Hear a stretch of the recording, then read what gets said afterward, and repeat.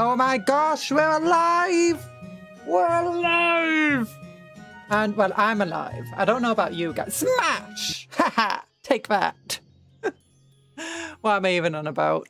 Hello, everyone, though. How are you all doing? So I'm listening to, like, Overlord music while I'm just advertising the stream.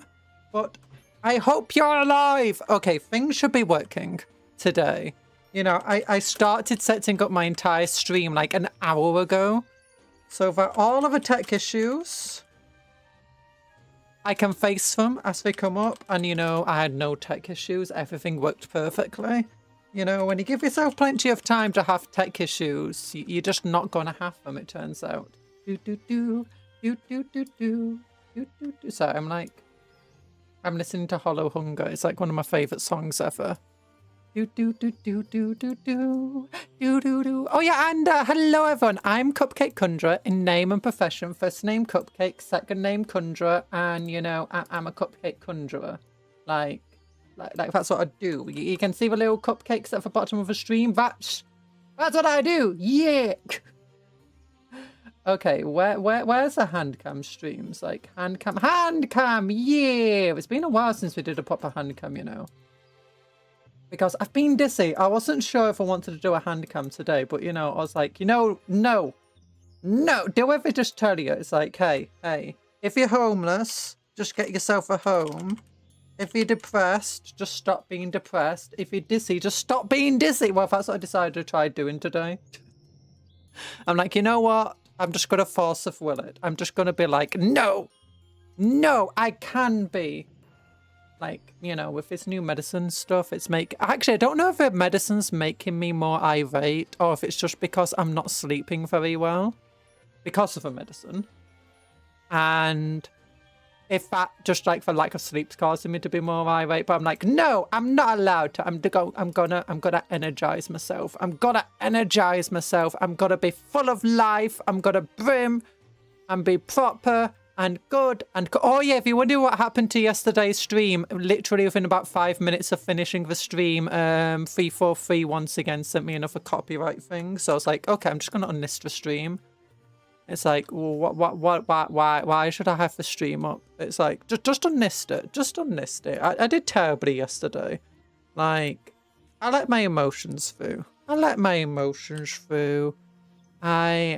wasn't doing very well. And I need to learn how to do well, you know. Oh, what was this song? I'm like, I can't actually show you the music because, you know. Oh my gosh, how do you even say that? La papa. La papa. You know, I need to get back to learning my Japanese as well.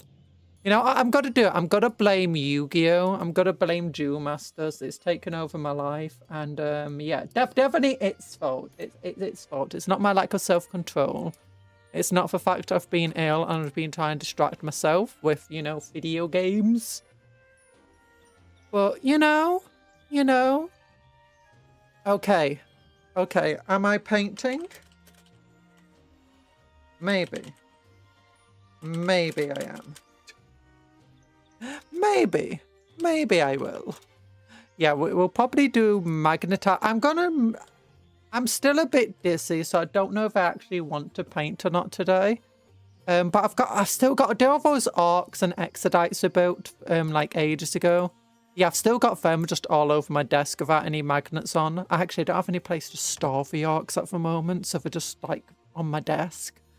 And I keep breaking them because I keep fiddling with them, you know. I keep using them as fidget spinners, but you know, they're not spinners, so they just go. Actually, I'm just like fiddling with them and they keep breaking because, you know, I'm just messing about. Okay, what am I doing? I am eating a whole load of ketchup packets. Hello! Okay, I've advertised the stream. I've done good stuff. I'm doing good stuff. Are people actually watching the stream? It's actually live. Yeah, it's live. Good. There we go. We're alive. We're doing well. Why does it still show we're in the starting screen and my YouTube? My YouTube's weird. Yeah. Oh, do you want to see what we're doing next week? Fist. TBD. Oh yeah, if you're on the vertical stream, I can fix this for you. Image 6. Oh my gosh, that's massive. There we go. This is a cool little art by Flying Fox Mariana. Yeah, TBD. That's what I'm doing because, okay, my parents are away. So that means I'm on cat sitting duty. I have to take care of the cats, make sure they get their walkies and the talkies and the fed and everything else. And you know, with my health being the way it is at the moment, I'm not sure that's a good idea. You know. Well, actually, no. I'll be able to handle that. It's just, can I handle that and streaming at the same time? I'll probably just, like, stream whatever I feel like on the day. Warning, it's probably going to be Master Duel. Because, you know what I'm like? I get into something, and then I'm just, like, all in. It's, like, all in or nothing. I don't know if that's ADHD. Is that ADHD? I don't know. What's that thing where you just, like... You get into something and it's like, it just takes over your entire life until suddenly one day you're like, I don't care about this anymore, I'm going to do something else. And then you just find something else to just take over your life. Yeah, that's me. That's like all I do. So probably Master Duel. Although maybe we'll do some Rogue Trader. Rogue Trader is a bit difficult because it requires a lot of attention, you know? And, you know, more thinking about it. Oh my gosh, hi Talan, how are you doing? Are we winning? No, we're being beaten up. We're being beaten up by Godzillas. No! Wait, by Godzillas. No, Godzilla couldn't beat me up. I'm way stronger than Godzilla. How are you doing? No, don't yeet me. Oh, dodge. Dodge. Ow, that was a big old box. A corner almost went in my eye, Talan. Look at him wearing glasses. And I'm a scientist of safety glasses. That's why they're kind of blue tinted. No, that's not true. Oh my god, it's Nico art. Oh my god, it's a cute Svats on our planet. The one and only Talan. Oh, and I guess Cupcat is here as well. No! No, Nico!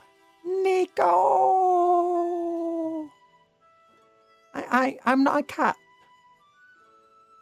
And Cuptle's not a cat. I'm a cupcake. I'm a cupcake person, yeah. Oh, sparkly rat. Yeah, you know. So I'm like playing with my little toy soldiers. Where's the hand cam? Go, boom. The vertical stream is working today. It turns out that to YouTube, it just wants to auto crop rather than actually use it in encoder. So I have to like change it to use my encoder every single time. But it works, so it's fine. How could you tell I've been eating shampoo? No, don't eat shampoo, it's not good for you. It's not good for you. Yeah, I've been playing my little toy soap, being like, you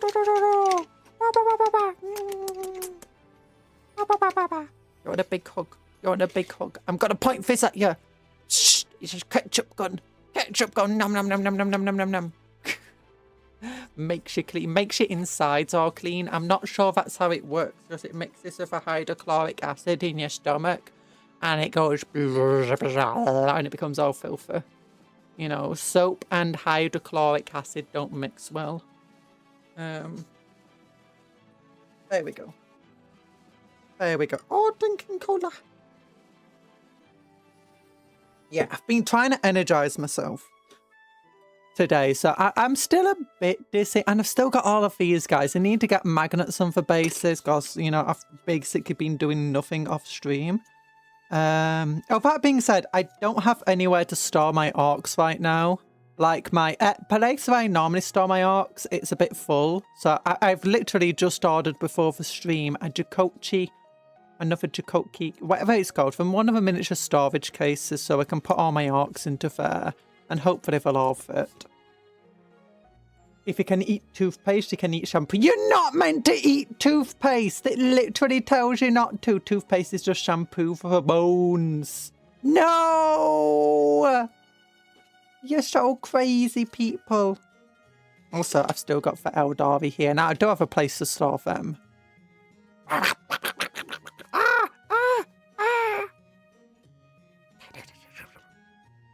It's trying to bite my toe. Ow! No, no, no, don't bite my toe. Toe. Thumb. Thumb, it's not a toe. This isn't a toe. Wait, if I was a cat, it would be a toe. But I'm not a cat, so it's fine.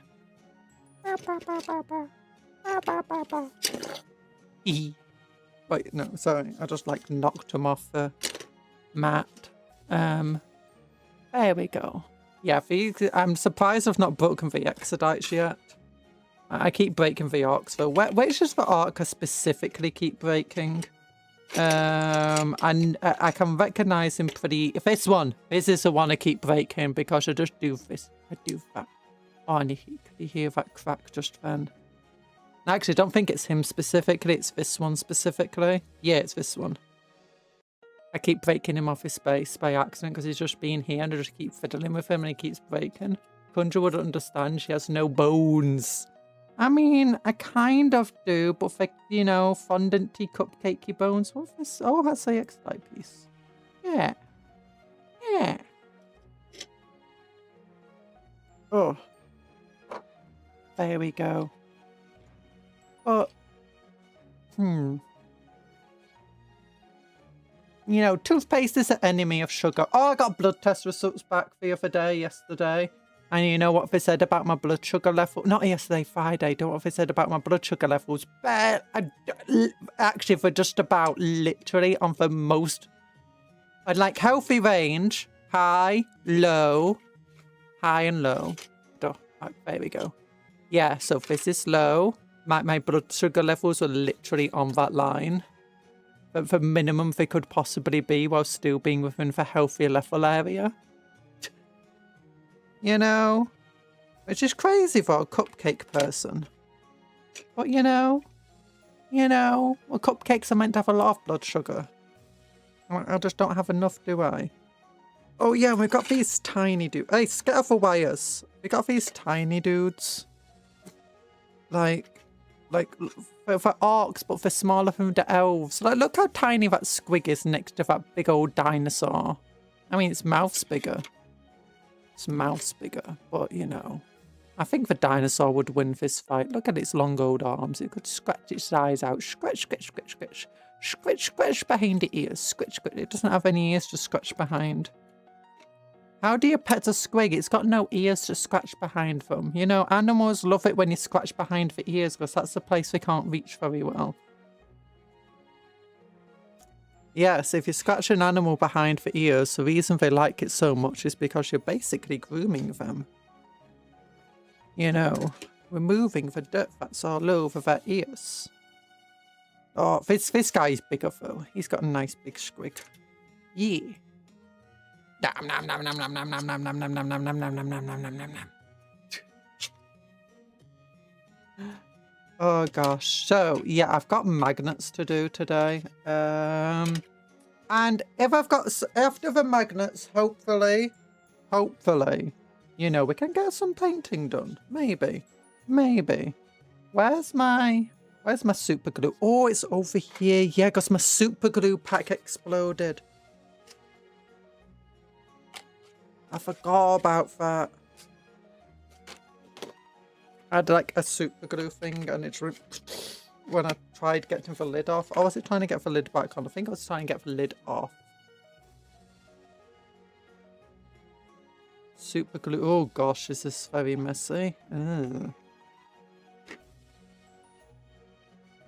Okay, yeah, this isn't as good as a Loctite super glues. There you go. Okay, and then we get... Okay, I don't think I need 5 magnets of this. I could probably get away with just 3. Or maybe I need 5. It's a big model. That's relatively top heavy because, you know... The more top heavy it is, the more magnets you need to prevent it, you know, coming off. Because the reason I'm putting magnets on a basis is that I put them on metal trays and then put them in a special box that the metal trays just slide into. Oh no. Super glue's all over my glovey gloves. Back to the beautiful conjurer painting her models. yes, painting. Definitely that's what we're going to be doing today. But hello, native engine. Oops, magnet. Magnet went flying.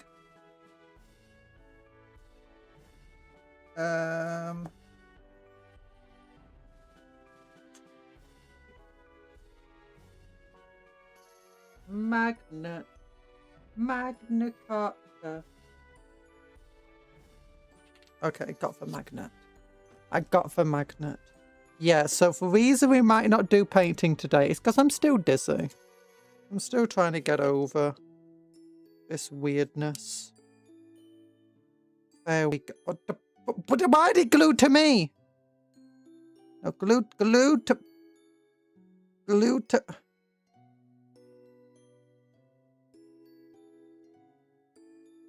Why do you want to be on your side? There you go. That's fine.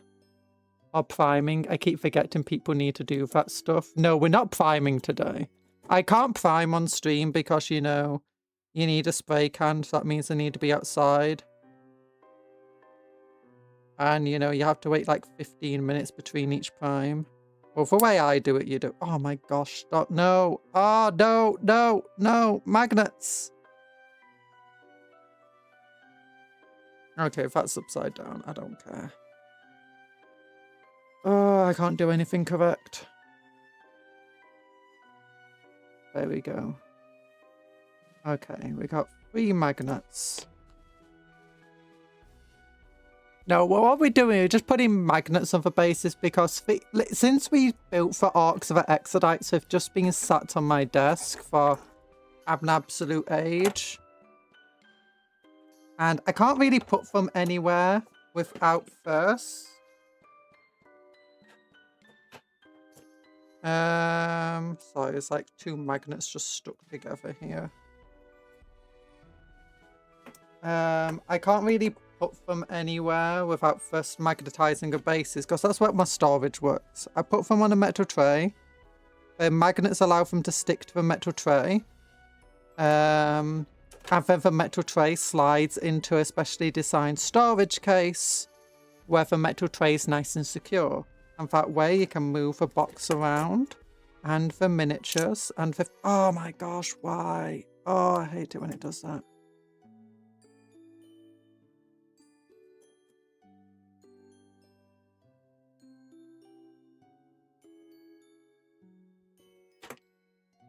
Into a specially designed storage case. Oh no. Oh, stop doing that, you darn magnets.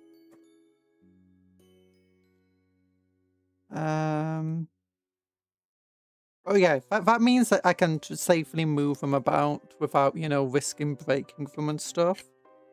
And then once I've got them all magnetized and stuff, I can get them primed. And once they're primed, I can get them painted. Although, you know, when will that be? Never, apparently. There we go. Okay, we'll put this here. I'll put this one all the way down there. And then we can go do.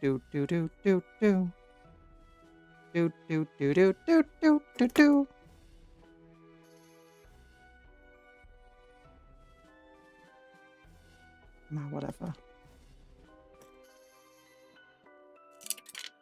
Well, how did I take out all 3 magnets? Did you see that? It just went ba-dunk, ba-dunk, ba-dunk. I had them all set up nicely. Hi, Alberic. How you doing? You're fighting for... How's your campaign down in Lustria? I hear you keep dying to a big old corn demon. Yeah, tease you stand beneath the protection of... That does not sound very good. May the lady watch over you. You know, Batonia... I think I'd rather the Empire be watching over me. You know, they got guns. They got wizards. And they got their own lady. The lady in black. The what's she called? Elisif von Draken. Yeah, Elisif von Draken, the greatest character in all of Warhammer Fantasy.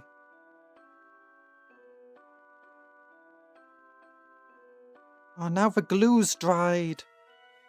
Ah, I'm Excellent Spirits by Lady's Grace. And you yourself, how goes your day? My day could be going a bit better with these magnets.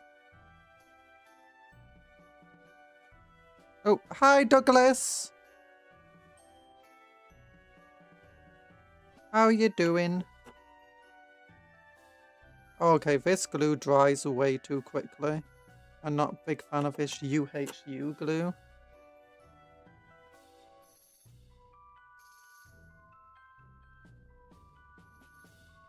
Okay, maybe I should just put one dollop on at a time. There we go. Hi Cupcake, hope you're having a wonderful Sunday. I will always be kind to you. Yeah, I hope you're having a wonderful day too.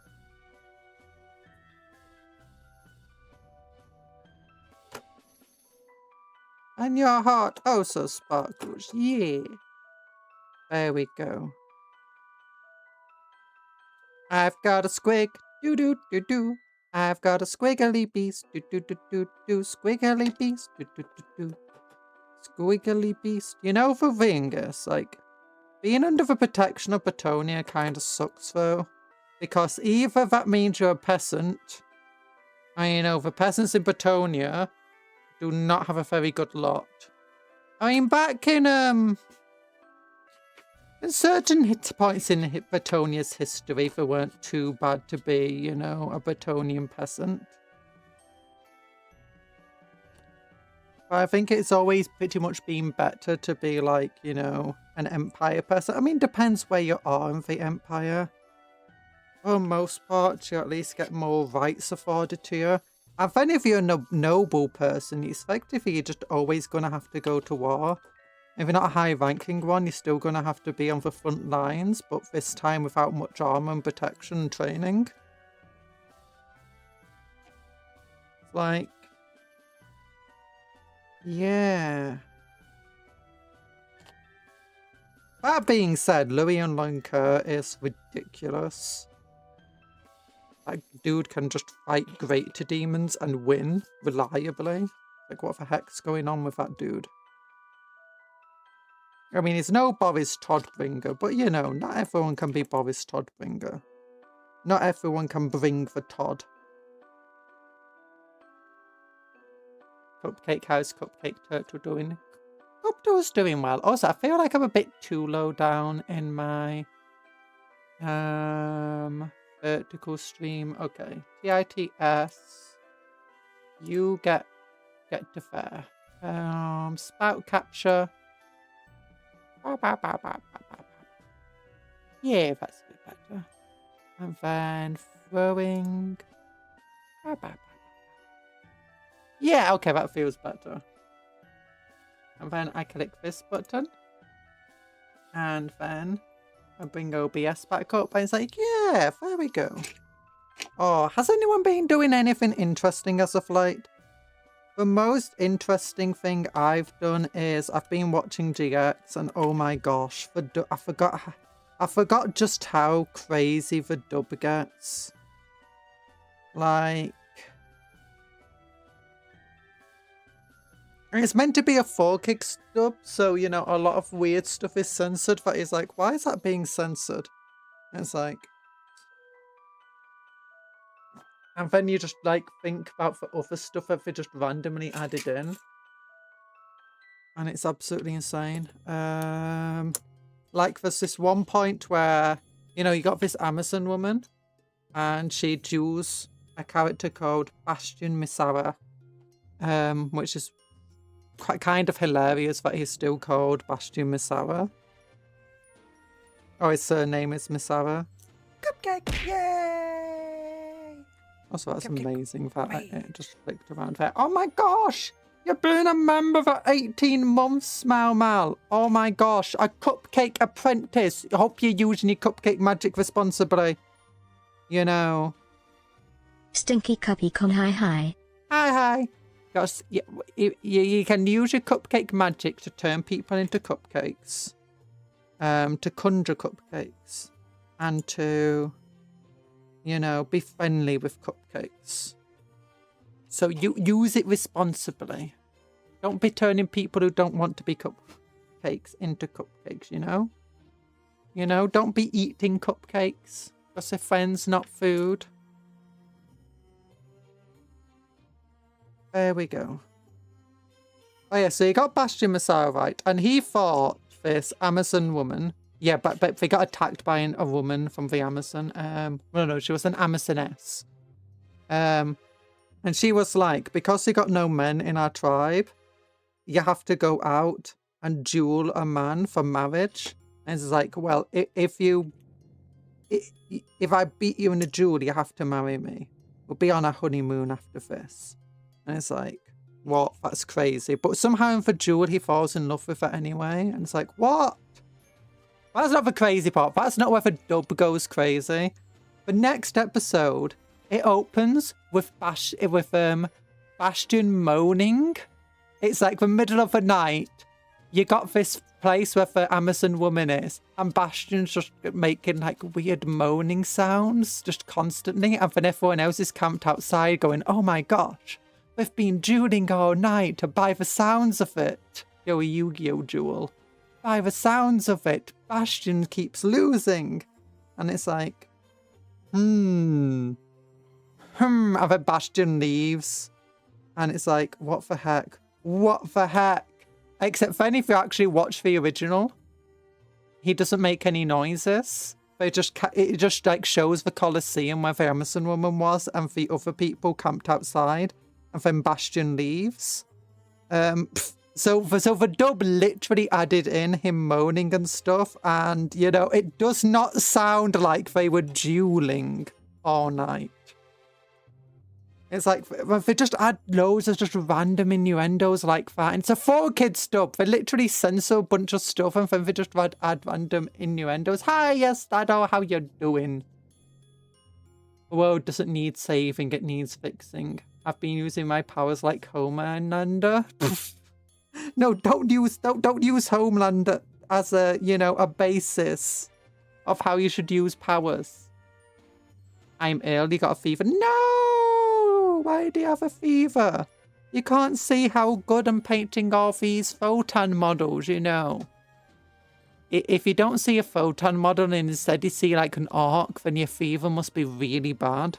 And if it's unpainted, then oh my gosh, you need to go to the hospital, dude. I'm joking. Oh gosh. Music too late, Cupcake. Oh, those screams. No! Screams shouldn't be music to your ears. Oh, but first, what else has been going on in the Yu-Gi-Oh anime that they just randomly add in?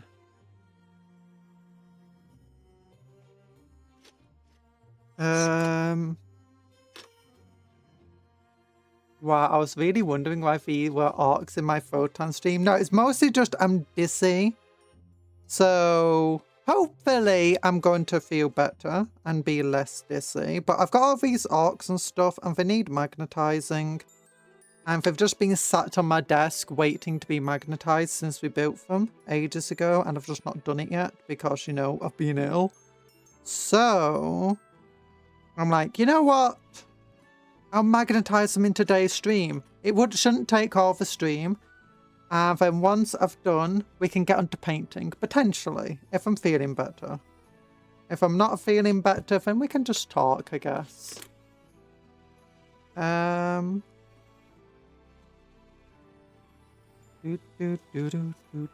know, I should move the camera a little bit so it's more closer to where I am. There we go. Where I'm actually working. There we go, that's much better.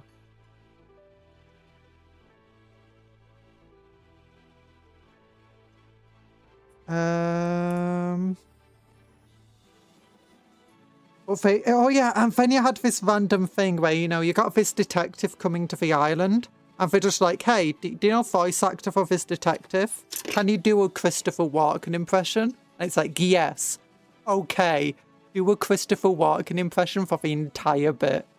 It's like, why? And then they've got this mammoth, and they're just like, hey, do you know voice actor for Goku? Do you want to voice a mammoth? He's like, sure. It's like, do you want to voice him like Arnold Schwarzenegger? It's like, yeah, why not? We'll voice him like the Terminator. And it's like, get to the chopper. I'll be back. Judge, save me. I can't do. Weird, I'm also seeing Exodites on the table. Oh, there's no Exodites here. Exodites don't exist. Games Workshop's never released Exodites models. They're never going to. Oh. Yeah, if for 4Kids dub. 4Kids dubs can be something else, to be honest. Oh. I mean, to be fair, the entire anime is just silly, and they're just like, you know what? We'll just roll with it. Gaslighting. That's not a real word. Gaslighting. That's what you do with a Bunsen burner, you know? You light some gas. You know, when I use my stove, it's a gas stove. Gaslighting, you know? Set stuff on fire. Set things on fire. And it's good to gaslight, because if you don't light the gas, then what's going to happen is the gas is going to go everywhere. And then there's got to be a big old explosion. No, you need to make it so it burns when it's coming out. Are you going to read the Black Templar Votann book? I don't know. I've got like so many other things to read. My reading list is ridiculous right now. And honestly, I've not really been a big fan of how Black Templars are recently. I say recently. A lot of the more recent stuff with Black Templars have had them just going full old edgy, grim, darky stupidness. I'm not a big fan of it, if I'm entirely honest. I much prefer where you've got the... how they've been handled in some of the other things, like the Fall of Cadia and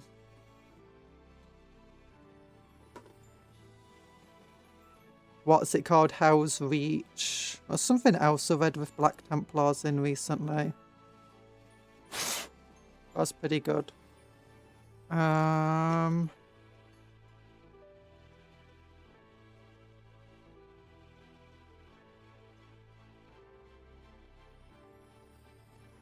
They killed the Hammerfall bunker. They did. They basically killed all of the Firstborn stuff except for Rhino.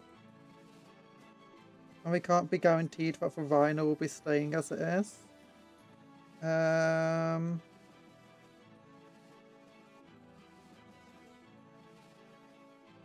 Okay, I dropped my magnet.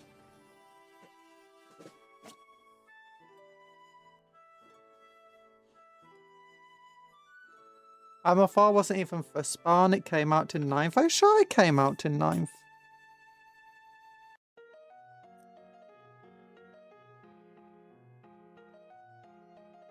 The main thing is, they should have given the Hammerfall bunker Deep Strike. That's what they should have done. I like, at first I really wanted a Hammerfall bunker, then I realised they didn't have Deep Strike. I'm like, why would I even want this then? Like, what's even the point? 95%. Ricky said so.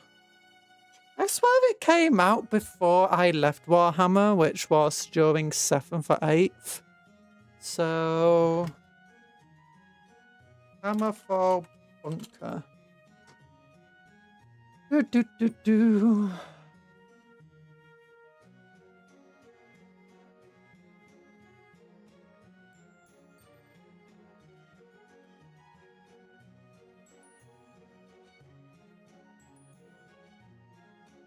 Okay, it came out in 9th, yeah, apparently.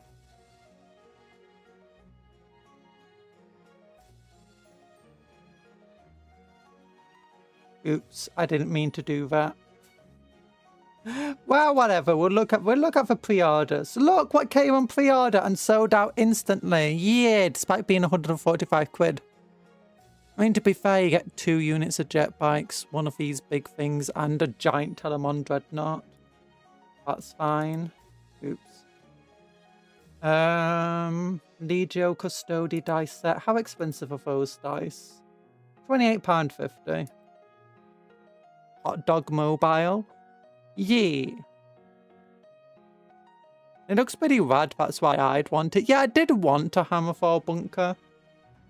These things are also like £102.50 or something. Yeah, £102.50.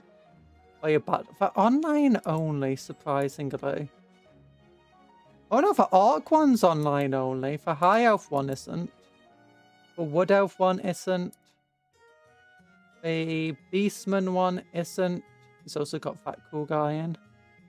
And the Empire one is also not online only. Only the Orc one's online only, surprisingly. Huh. Also new Dark Angel-y books. Is this already sold out? 4-4. This product will be available to pre-order at 3 PM BST on Wednesday, 2nd of September. Okay. Interesting.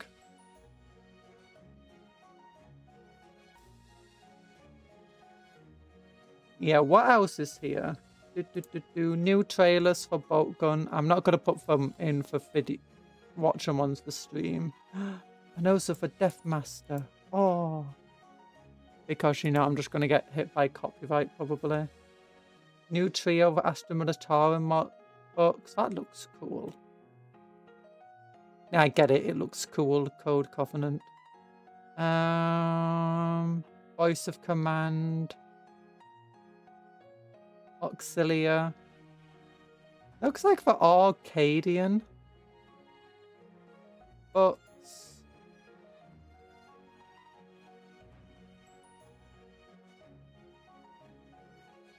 Of a Haligarth Brine Dogs Regiment. Okay, maybe they're not Acadians then. The other ones do look like the Acadian Mechanized Infantry, Acadian Castellan. Yeah.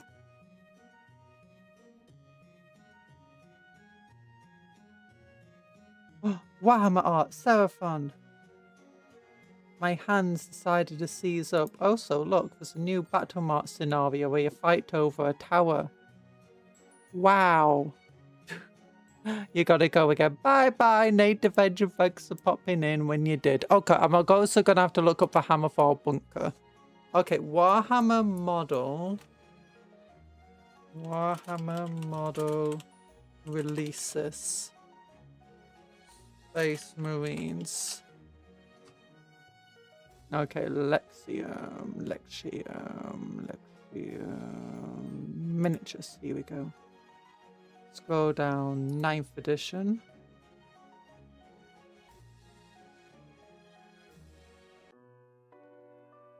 Yeah, it came out in 2020. Oh, was there like a Hammerfall bunker, like a resin one then, before?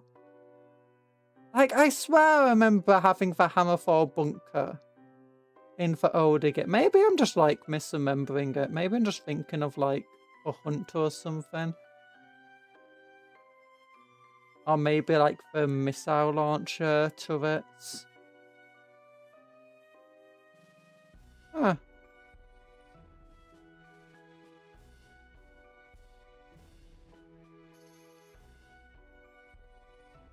Wow, why did they never give it Deep Strike? Pokemon World Championships are being advertised to me. Why? Space Marine Biker. Oh my gosh, Space Marine Bikers look so weird. I've got to show you some of the weird old models I just found.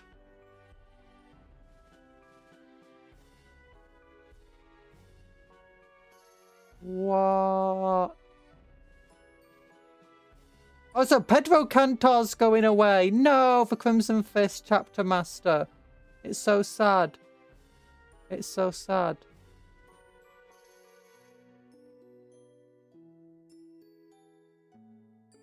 Siege Dreadnought. So I'm like, I really want them to bring back this Vulnerable Dreadnought.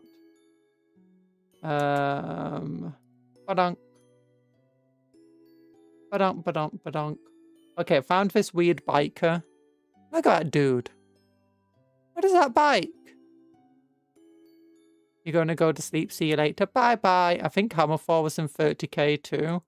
Now, I couldn't find it in the Space Marine releases otherwise. But look at this.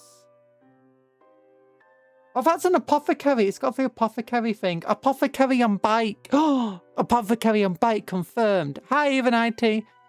I want a peanut dreadnought. They look cool from the 1989. A peanut dreadnought? What? I want this dreadnought to come back. Like, I love that model so much. I always wanted one. The current vulnerable dreadnought. It's also going away. It's so sad. Why are they getting rid of my dreadnoughts? Like, we can look at what are they getting rid of? What they're getting rid of. Big Space Marine news.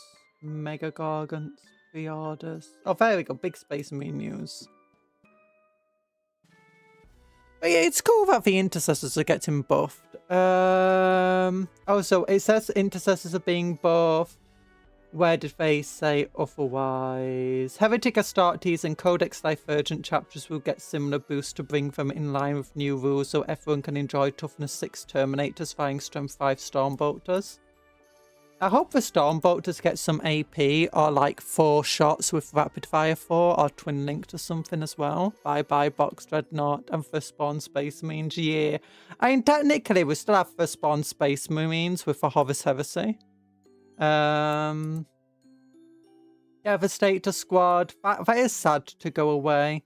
I'd want them to be at least replaced. And the Suppressor Squad going away. This one's depressing because I wanted a new Suppressor Squad. I wanted a Suppressor Squad individual release. It's like, why did they never do that? Pedro Cantor counting as a captain is also sad. But hopefully that does mean he'll eventually get his own model. Because don't forget, that also happened to Prince Uriel, or whatever his name is. You know, the Corsair dude. Not Uriel. Uriel Ventress also counts as a captain. Centurions are going the way of a dodo, which is sad. Razorback, the good version of a rhino, going away. Predators also being destroyed. Vindicator gone. Whirlwind gone. No! We also don't really have a good equivalent for either of these in, what's it called? In Primaris scale at the moment. Like, we don't really have, you know, a tough tank that's got a powerful cannon on it. You know, a proper siege. We don't have a proper siege tank currently in Primaris, and we don't have a proper siege whirlwind, like artillery tank either in Primaris. Equally, we don't really have any Primaris flyers. Hopefully, we'll be getting like a new Primaris flyer or something, but if they did do a count SAS, they would have probably shown us already. Dreadnought going away is kind of sad as well. It was like a really nice up for its points value. And the Hammer 4 bunker going away is... Why didn't they just give it, what's it called? If they gave it Deep Strike, it would have been good.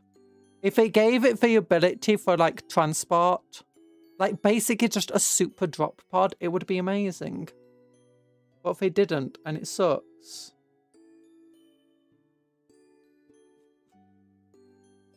Like, even if you made it points cost a bit ridiculous so that, you know, it wasn't really meta, you'd still find people would be using it. Whereas when it's just like a static piece of terrain, people just don't want to use it.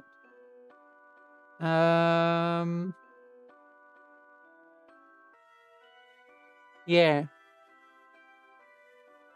Also sad that we're not getting new Centurions. I was hoping that we'd get new Primary Centurions, but it makes sense with graphics, I guess. Also, I don't know what they're going to be doing for, Grey Knights. Like, if we go to Warhammer 40k, Space Marines, Grey Knights, what's happening with them? I guess the Venerable Dreadnought hasn't yet gone on to, it's going to be sold out. Sold out online for the Rhino. They're probably just be going to rebox the Rhino. They're probably not ready. They might be releasing a new one, but it's probably just got to get reboxed, as the current Space Marine Rhino box is also the Razorback box. I don't know what they're going to be doing about the Storm Ravens and stuff, because it absolutely sucks that they got rid of them. Like, what are we going to be doing for flyers instead? Like, maybe we just don't want flyers to exist anymore, and if that's the case, that kind of sucks. Or they could at least give us, like, new flyers, so these ones could count us them.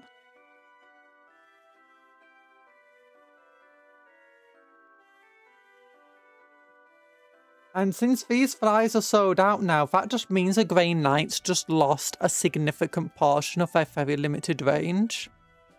Like,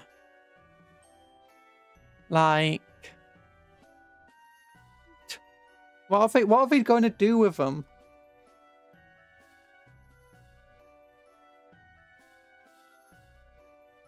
Unless they're now going to make the Grey Knights Primaris.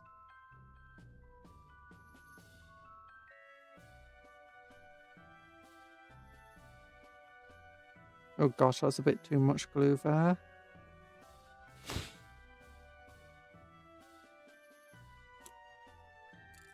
Oh gosh, darn it, these blooming magnets.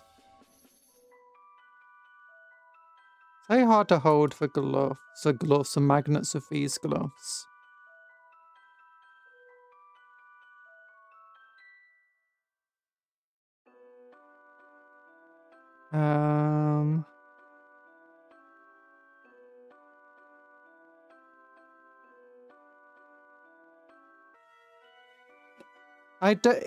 It looks like the Dreadnought's not actually going anywhere, though. Hopefully they'll still be selling the Dreadnought, and they'll still be keeping it around for things like the Space Wolves and stuff. And it'd be super cool if the other Codex Divergent chapters, like, a specific, like, the Black Templars, the Space Wolves, the Grey Knights, all kept their Dreadnoughts.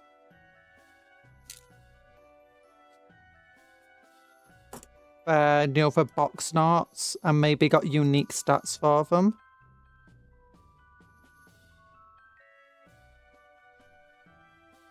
Yeah, just to make these things feel even more different from one another. I got just place that wants to go over here. That's fine then. If you want to go there.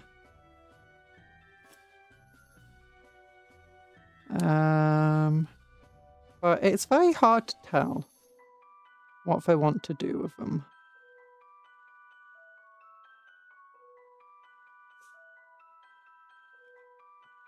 I'm also hoping that, I mean, I'm very obviously I'm hoping,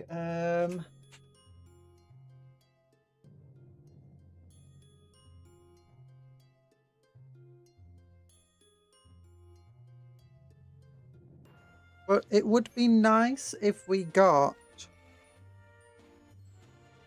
some new Primaris flyers then, to replace the Stormhawk.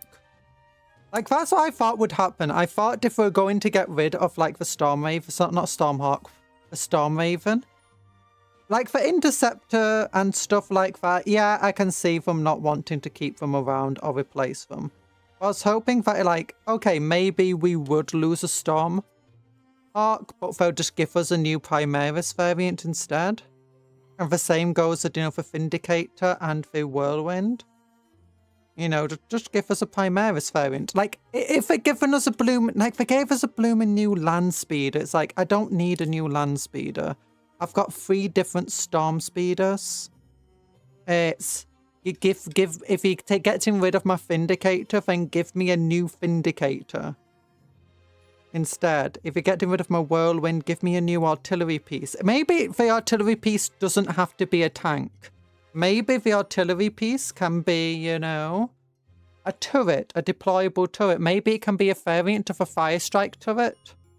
Except this time it's an artillery piece. That could be cool.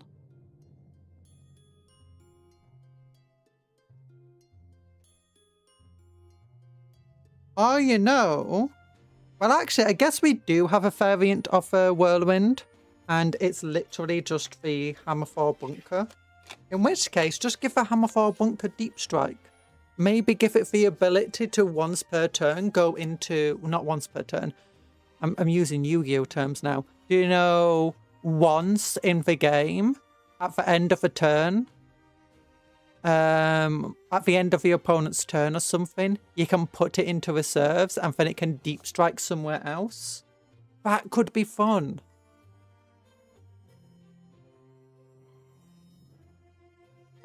I know, just reduce the points cost to actually make it worth taking. And give it, like, really good range.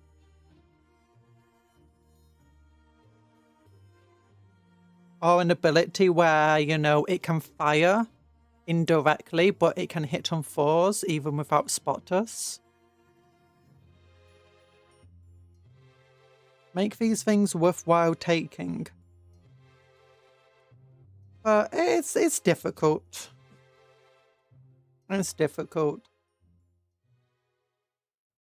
At the same time, I guess I can also see it's like, you know, Space Marines already get so much stuff. Do they really need new stuff? Do they really need to replace? Space Marines already are a jack of all trades with just how much they can do. Do they really need to also have some other silly stuff going on? Like, do they need to have artillery pieces? And I'd say yes, because you got the Iron Warriors. The Iron... Is it the Iron... No, the Iron Hands, sorry. The Iron Hands. Heck, in the... Remember when the Iron Hands character came out and he got a little, you know, a story in the Warhammer community with him? He had whirlwinds! He was using Graphis troops and whirlwinds together because, you know, artillery. Who likes artillery? Iron Hands do. Who else likes artillery? Oh, Imperial Fists. And, you know, Imperial Fist successors. With maybe the exception of the... What's it called? And the same goes for Vindicators. It's like the Imperial Fists and Iron Hands both love Vindicators too. And we just don't have a Primaris equivalent to them.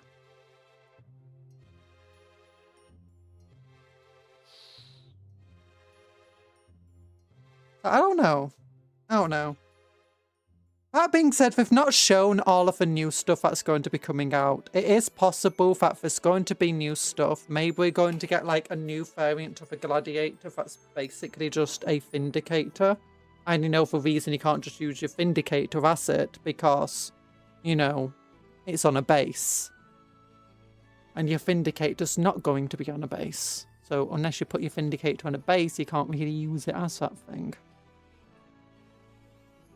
So it is entirely possible that with the new codex, we will get like a new variant of the Gladiator or the Repulsor that can either be built as an artillery piece or a Vindicator.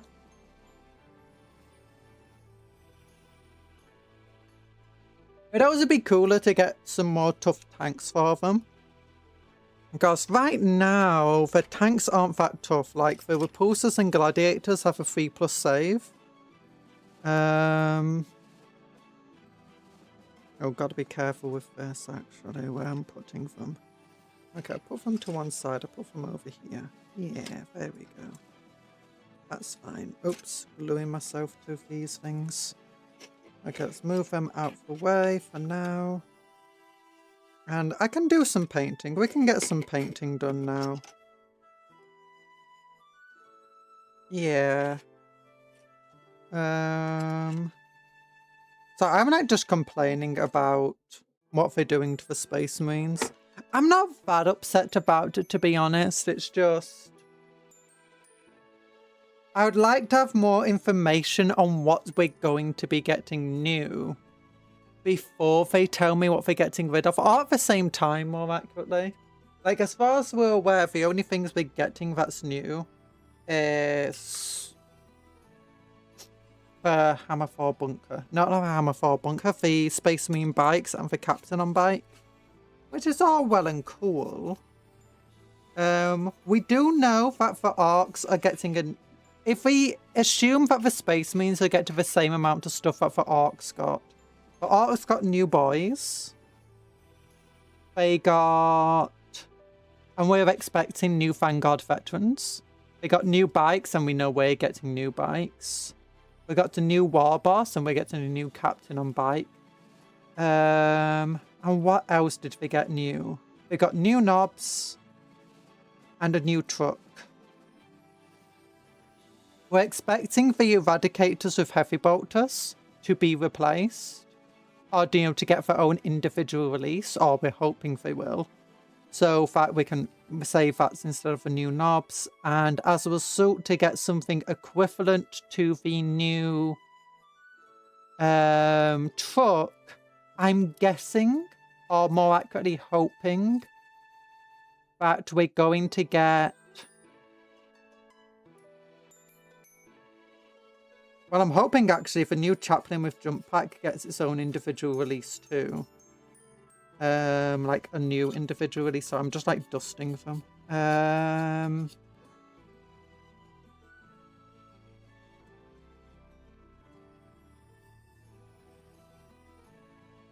I'm hoping instead of a new truck, we get a new Space Marine vehicle to replace the lost Indicator. We could also get a new Space Marine vehicle to replace the lost Stormhawk, but I don't think that's going to be a Storm Raven. But I don't think that sounds like it's going to be happening. Sadly.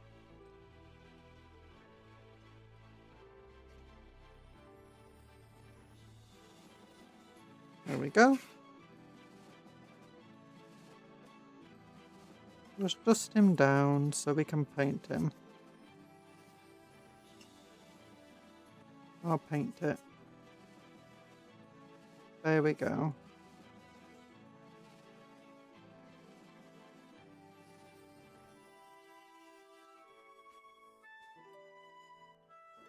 You can tell how long it's been since I worked on these by the fact that, you know, I'm having to dust them. I already dusted them a bit before the stream. I can still see some dust on them. So, you know. It never hurts to, you know, always dust your models before painting them, especially if it's been a while since you last painted them.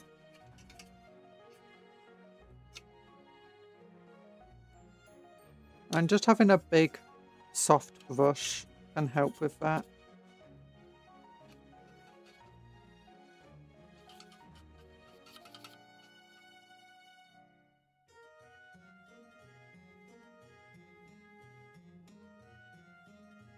Eldar, Tau.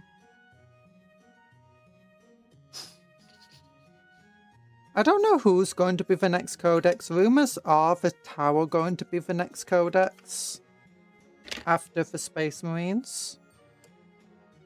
And that we're possibly getting new broadside battle suits.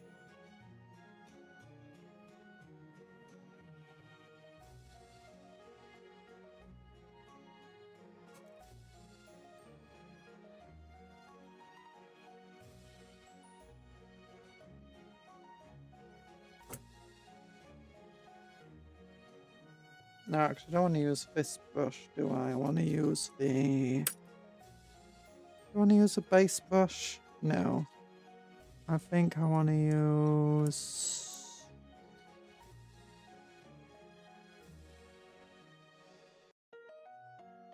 this layer brush. I've got my Abaddon Black here.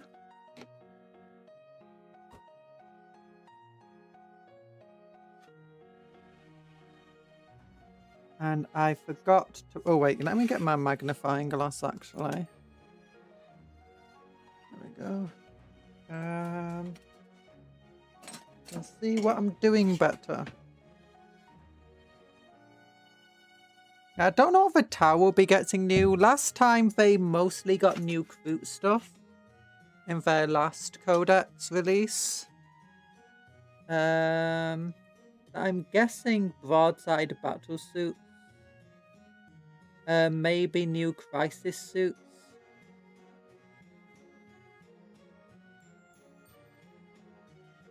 Although it'd be really cool to see like more auxiliary units. Or like a new ethereal thing.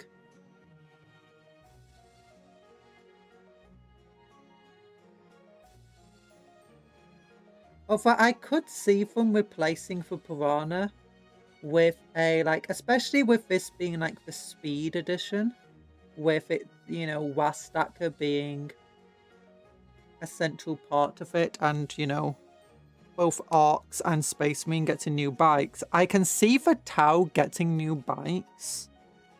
Or, you know, their own equivalent. Like, they've got the Piranha, and the Piranha's a bit of an ancient model now. One that I could definitely see them replacing.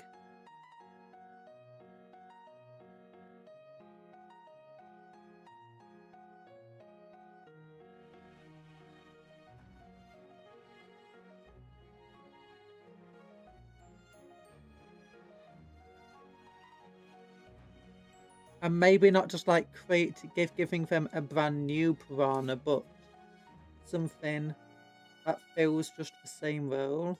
Partly because Piranhas never really felt like they filled their own role very well.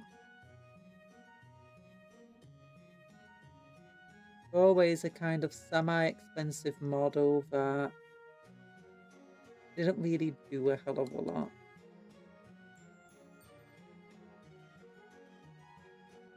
Very, very weak, very easy to get rid of, relatively limited firepower, very limited objective capturing capability.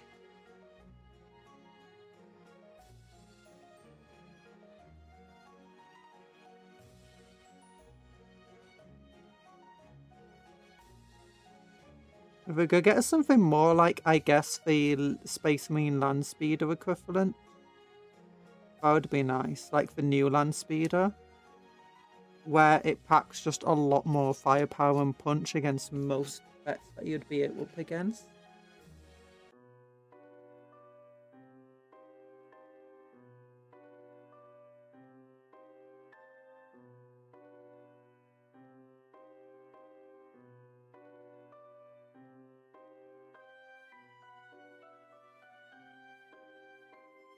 I guess good, that's better. I just want to make sure I'm not appearing on the camera when I'm leaning in.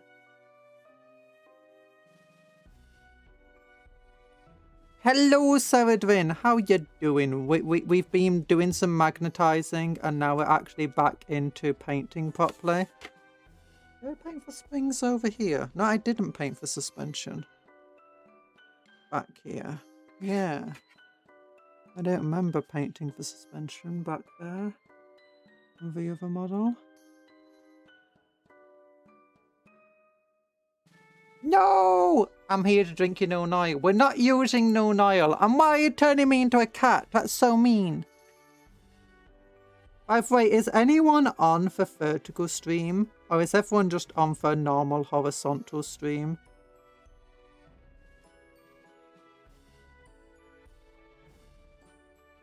There we go.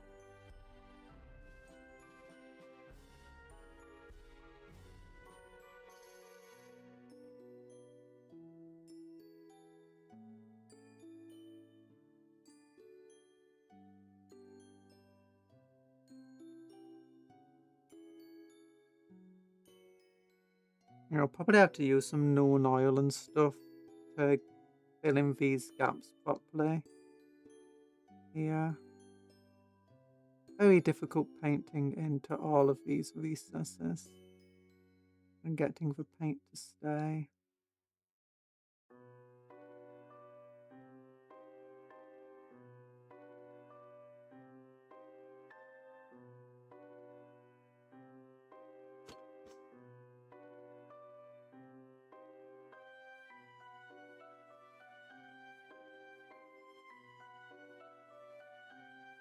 But how you doing, Seredwin? I hope you're having a wonderful day.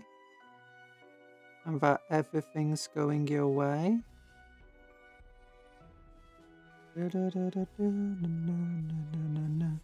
I'm having a wonderful day. Everything's going my way. From killing the queen to killing machines. Do do do do do do do. Dun da da.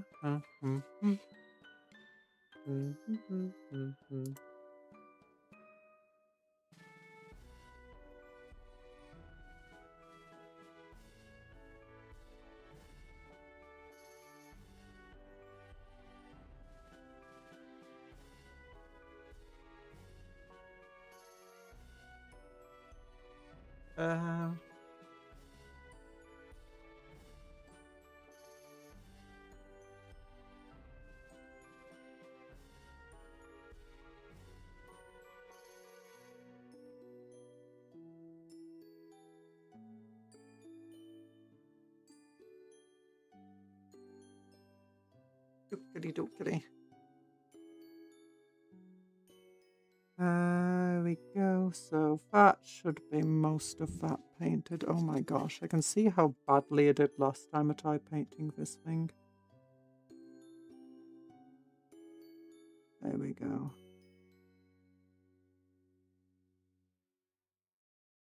There's just so many missed areas. So many missed opportunities to do well.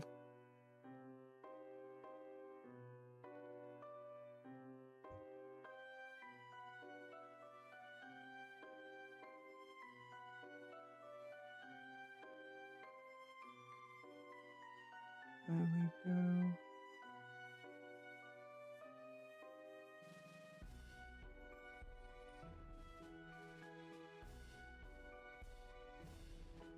There we go. Sorry, I'm like not talking much now. I'm actually painting, am I? I apologise for that. Don't have much to talk about. I've already talked about just how insane the Yu-Gi-Oh! GX dub is. I've talked way too much about the death of the Firstborn Marines and what I'd like them to do now.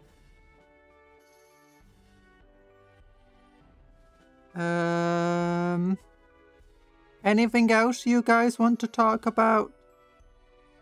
I've already mentioned that I had to unlist yesterday's stream because, you know, how I tried, you know, turning off all the music, turning down the cutscenes, talking over cutscenes in Halo, and for like, hey, like 5 minutes after the stream, I still got hit by copyright.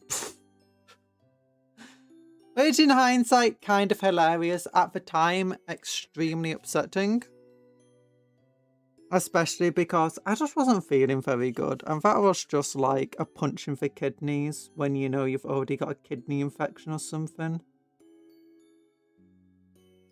Not what I needed at that point.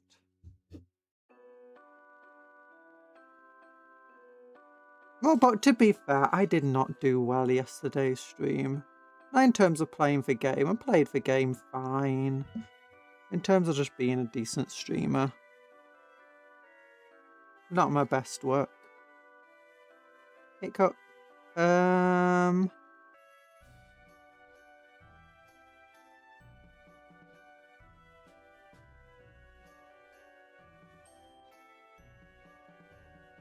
we go. And this week, I'm looking after the cat, so, you know, every day we stream, I'll probably just making a couple of hours before the stream uploading a thumbnail and stuff and scheduling something. Because I'm having to deal with the kitty cats, walking them, as well as taking care of myself. So, probably be a bit... it's going to be very up in the air what we actually do each day. Depending on how I'm actually feeling.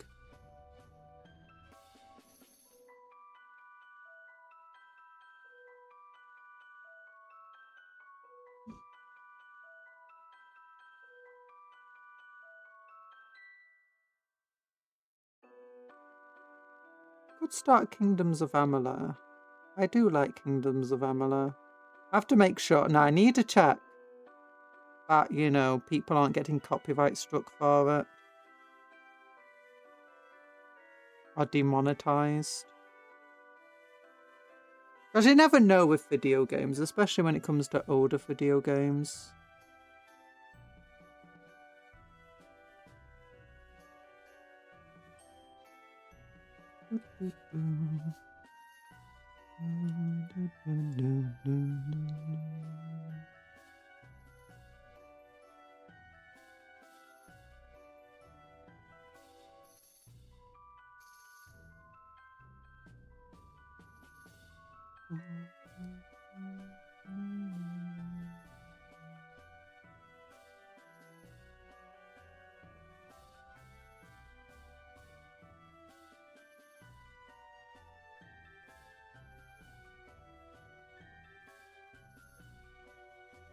There we go.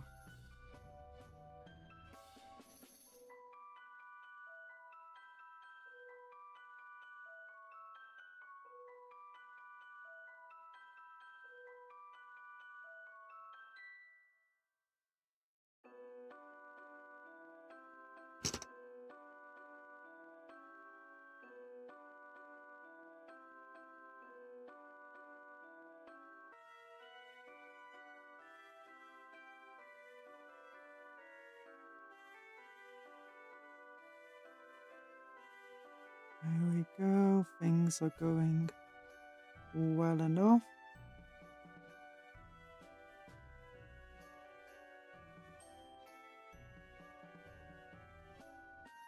Okay, maybe actually the camera's a bit too bright. Hard to know with these things. Oh gosh, this breaks off so easily, these smoke launchers. I kind of just want to not have them on the model anymore. They break off so often. Especially when I'm just like moving the model around. I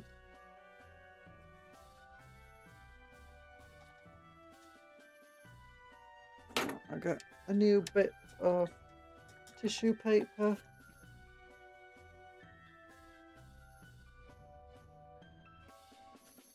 There we go. Nice. Aha! Locking the model. Actually, if I'm like painting here, can you actually see the model? Well, I guess when I'm looking down at the model on the vertical stream, I am actually like looking down so you can see the model properly. It's only when I'm sat up again looking at the screen that I start blocking the model. That's cool.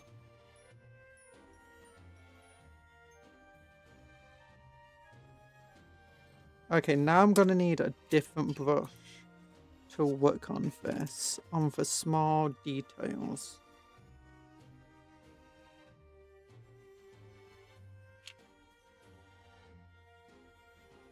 Move you out of the way. Get myself a drink.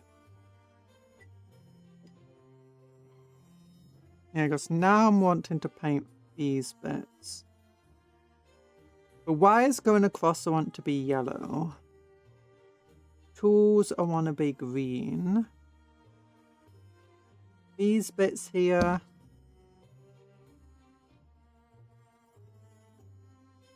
I guess can also be yellow.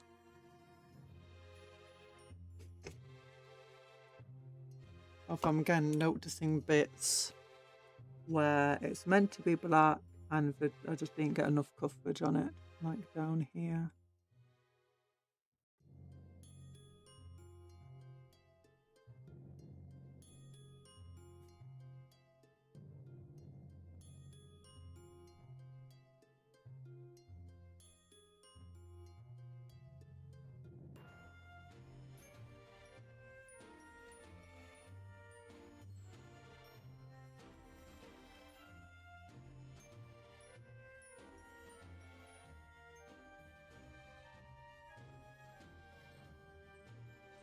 Oh wait, it's not just coverage. We just areas that I completely missed as well.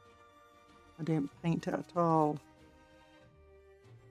Okay, last time I was painting, I was not doing a very good job.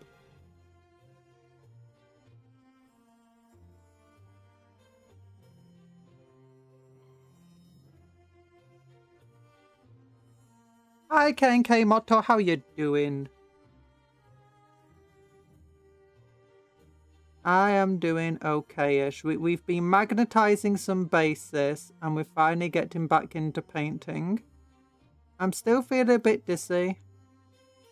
I'm a bit hand shaky, but it's fine.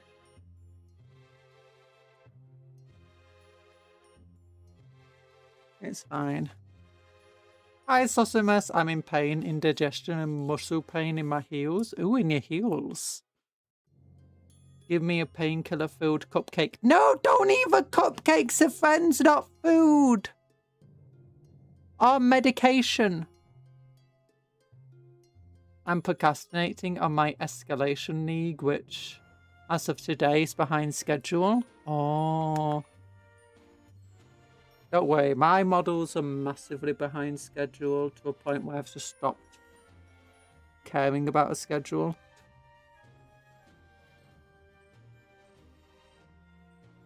How did I just completely miss where I was trying to paint then? It even looked like I was painting exactly what I wanted to, but then I move a brush away and it's like, what?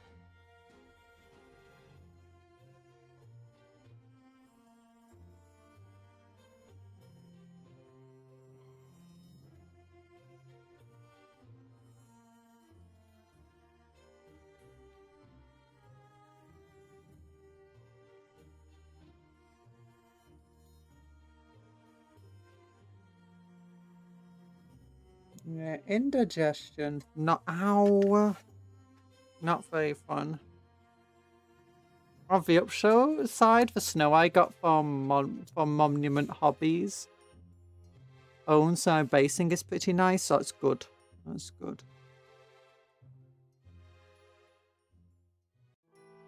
Always nice to have a nice base. Like, why isn't this bit painted? And it's, oh yeah, that part broke off.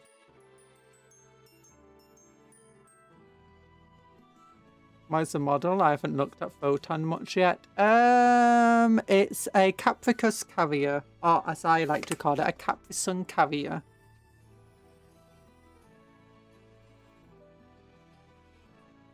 So it carries basically the Votann scouts.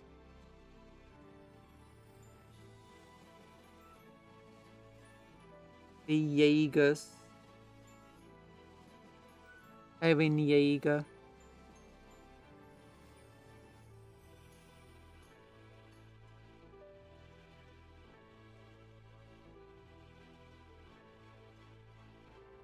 Erin Jaeger. Do do do do.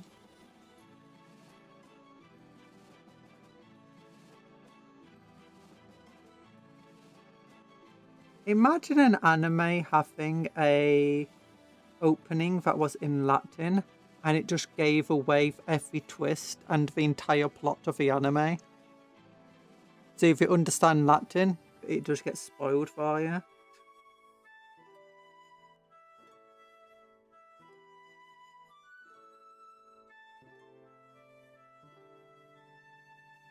Or, you know, like, or in some other, like, dead language. I wonder if Votann inspired the Volus of Mass Effect? I think Mass Effect's younger than, older than the Votann.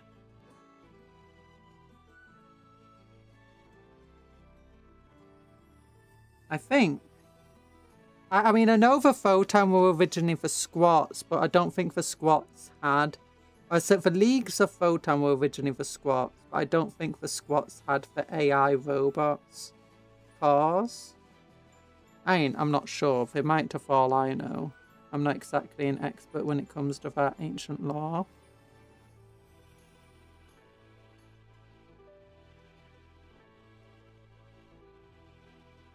When did Votann show up? So Votann as they are today, it was either 8th or 9th edition, wasn't it? So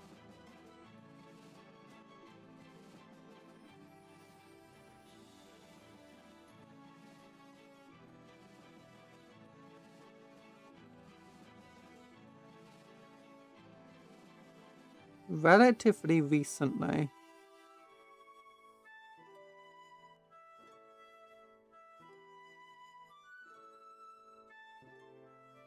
I don't know if the Folus in Mass Effect are like, though. I mean, I don't really know Mass Effect much.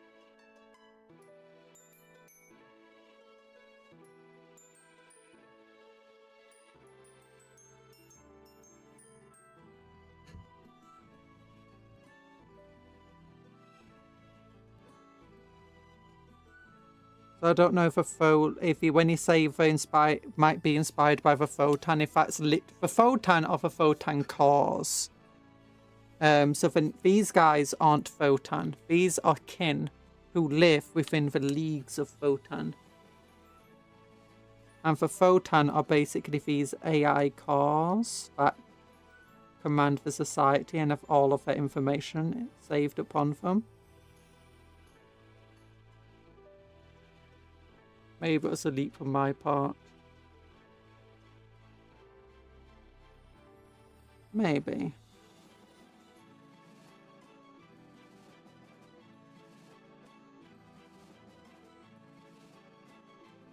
If you mean like, if the Folus are like just like space dwarves, then it's entirely possible that they were inspired by the squats.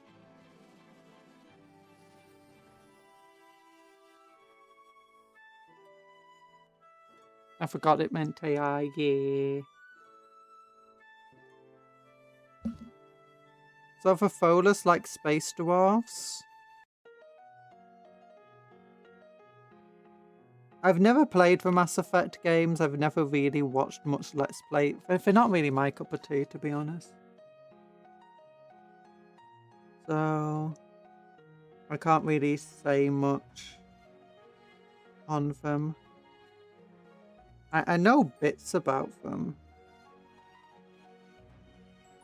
Like you got Commander Shepard.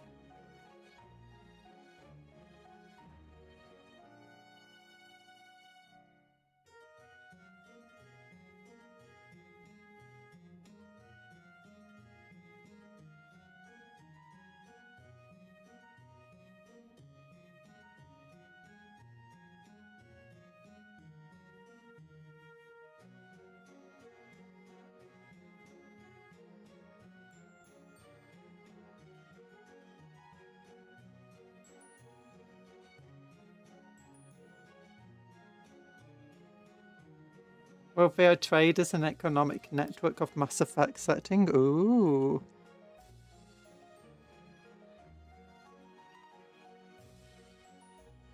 The most I remember about them is that embassy rep being sour about being second tier in the council. Ooh.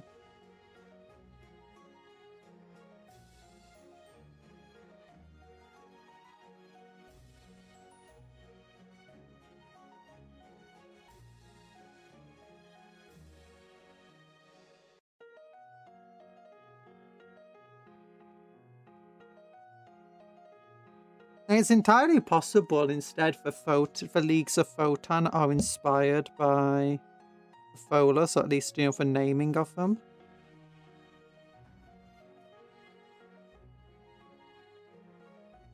Hi, Kundwell, how you doing?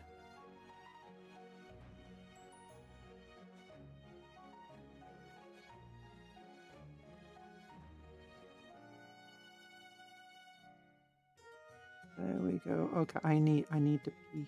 I need to run away. But just after I do this. After I do this, I'll go to the little cupcake room. Okay, now for grenade, I want to paint green.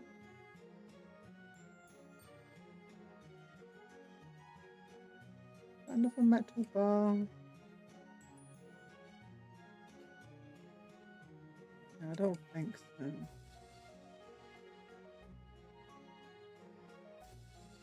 No.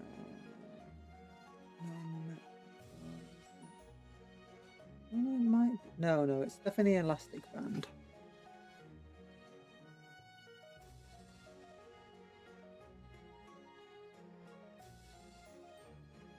I don't know if the leagues really fit that, as they kept themselves more than anything.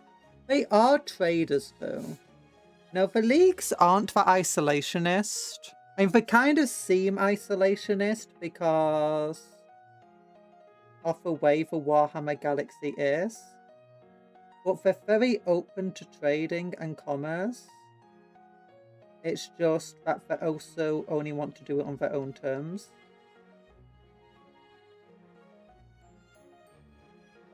Like, they openly trade and work with the Tau a lot, and also with the Imperium.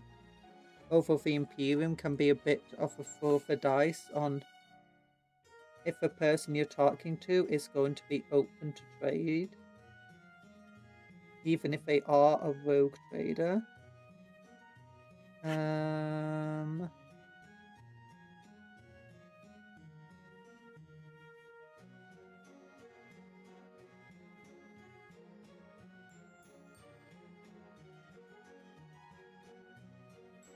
If the galaxy of Warhammer was, you know, a nicer galaxy, like other franchises, then I can see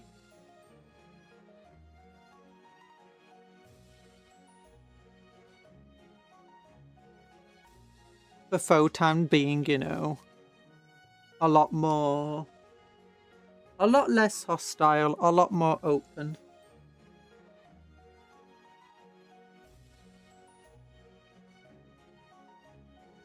But unfortunately, for Votann live in a galaxy, I say for Votann, for Leagues of Votann, they live within a galaxy that, you know, has chaos and tyrannids and the Imperium.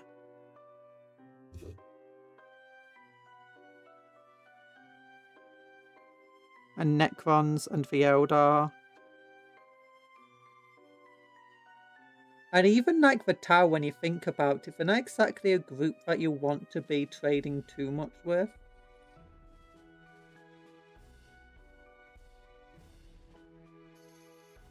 Like a totalitarian regime with that has a genetic breeding program and caste system.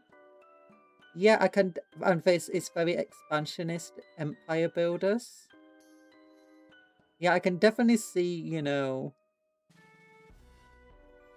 the leagues being like, yeah, maybe we don't want to trade with those people because all they'll become is a threat to us in the long run.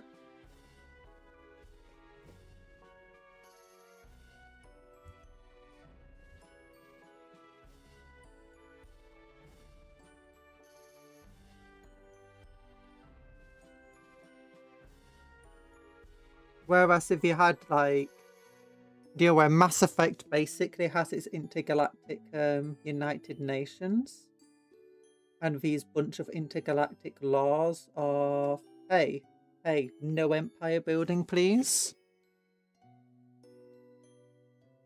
If we had that in 40k, I could see the leagues being like, okay, yeah, we can work with this.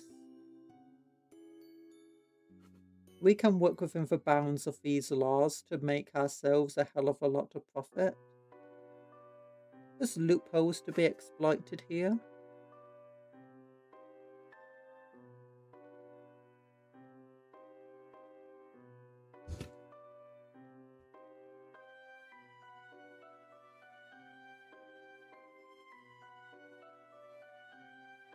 I think that's nice stuff.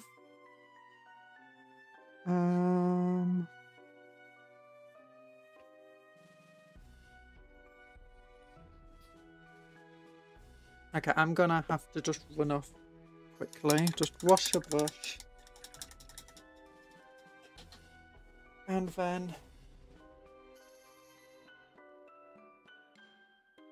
run away to the little cupcake room. Our BRB. BRB. Okay, I can test if my BRB screen's working. Do. Smash! Yeet.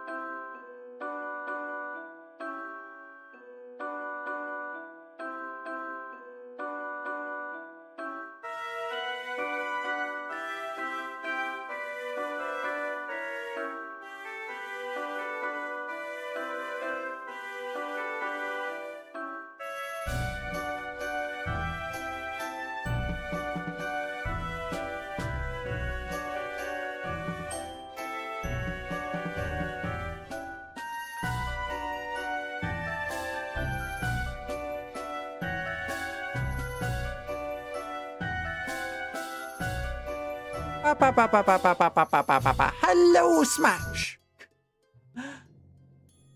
Sorry, sorry, I just, my parents came home and I need to speak to them for a few seconds. So I'm back. I'm back. Hi. Hopefully it wasn't BRB for too long.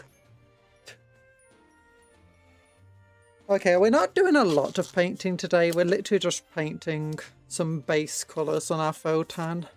Doing it very nice and slowly because I am still dizzy.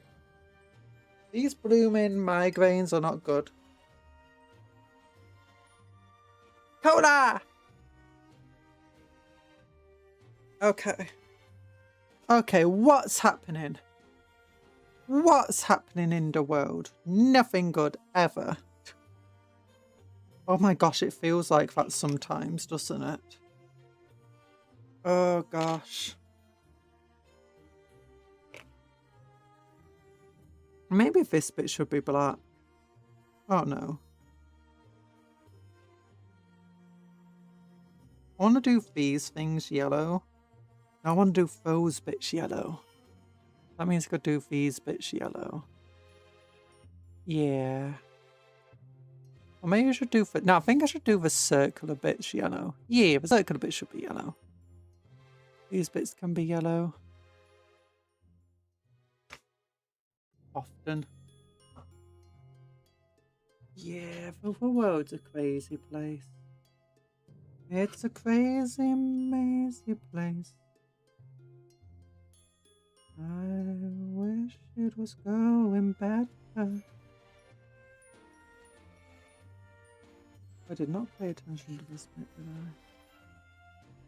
I? There we go. The Yu-Gi-Oh! World Championships are on place.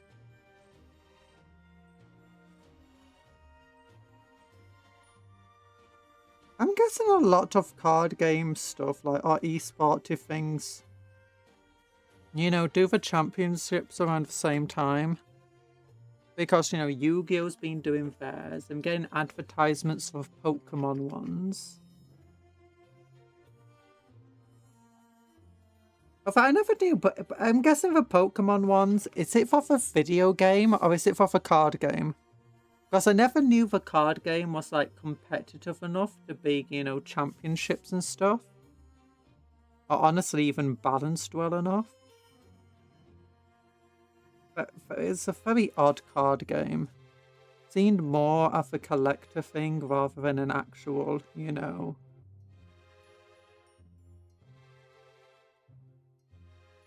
whatever. That being said, talking about balance and with Yu-Gi-Oh being out there is absolutely crazy. Yu-Gi-Oh is not super well balanced.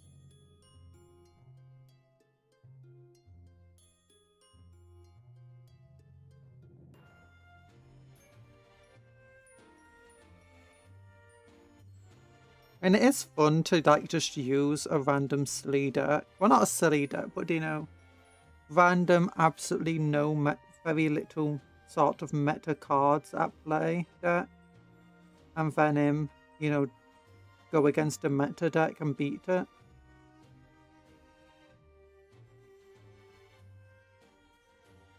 So ultimately, you don't need to do a hell of a lot of combos. If you can just easily bring out a bunch of negates, you can break down a lot of these meta decks. Although the more single card combos that they're making, the harder it is to stop them.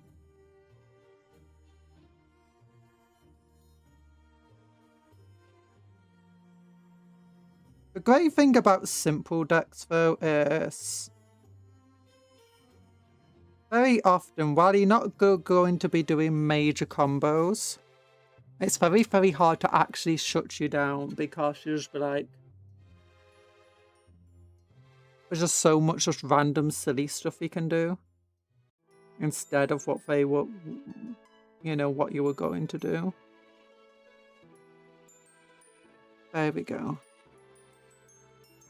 Warhammer's also got a weird competitive scene.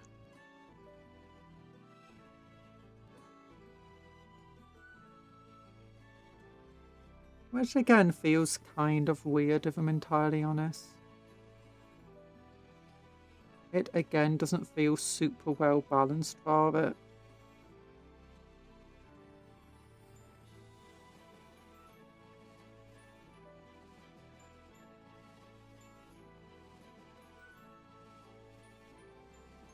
It's a lot more balanced than Yu-Gi-Oh though. At least with Warhammer. For now, at least you don't have like it being a coin flip game. So like if you're going second, that's fine. You can survive going second. And if you're going first, that's fine. You can survive going first. I think at one point, if you went first, you couldn't charge on your first turn. And this made going second just so much better.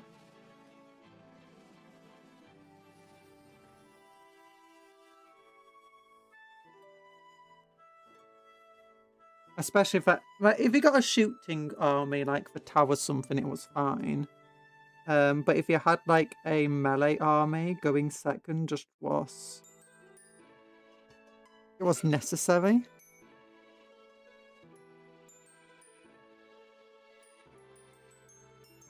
But with any game, it's always hard to balance who goes first and who goes second. Because ultimately, if you're going first, you have the chance to bloody your enemy before they even have a chance to do anything to you. And if you're going second,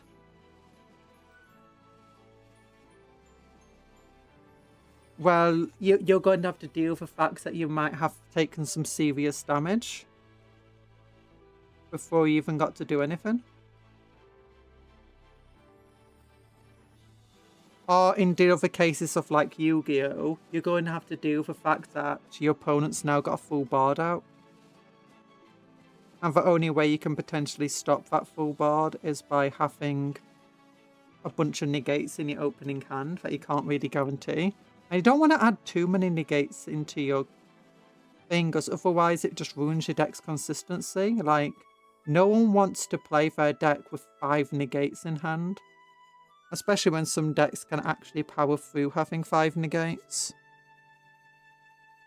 And similarly in Warhammer, it's like, okay, what if we limit the person who goes first, what they can actually do in the first turn? Suddenly you're in a position of, well, whoever goes first basically just misses a turn. For them, it's a 4-turn game, not a 5-turn game or a 6-turn game or whatever. Because they can't do anything in the first turn. All they can do is effectively get some movement going and a little bit of shooting. Which gives all the strength to whoever goes second.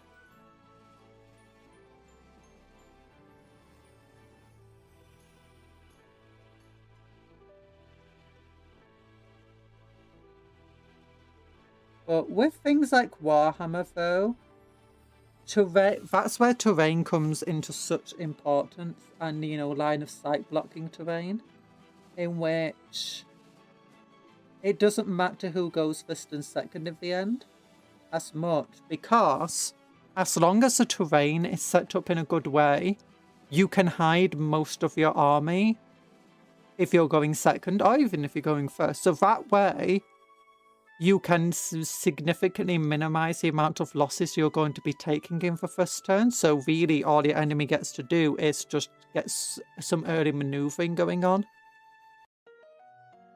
which you can then try capitalizing on, or have to maneuver in response to them. And that makes the game a bit more balanced.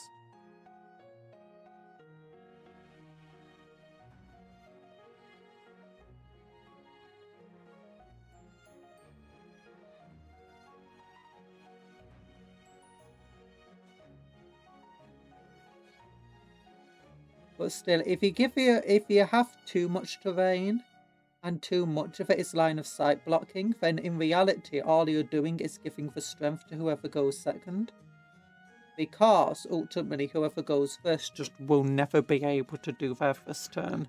I wonder if the Leagues of Votann will be in Tacitus. I don't know. I thought they already were. I don't really know Tacitus.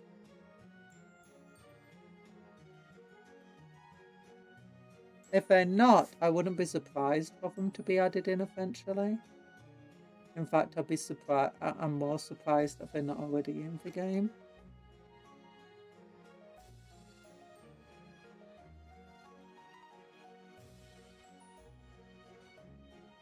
There we go.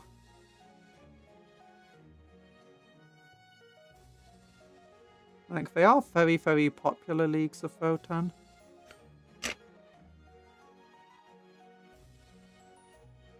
Oh, wait, that bit's not being done.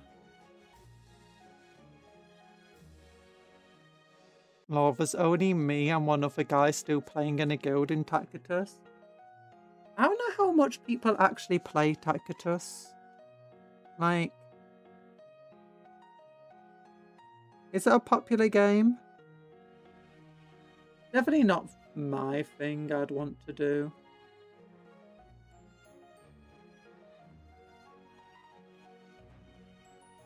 Not the biggest fan of mobile games.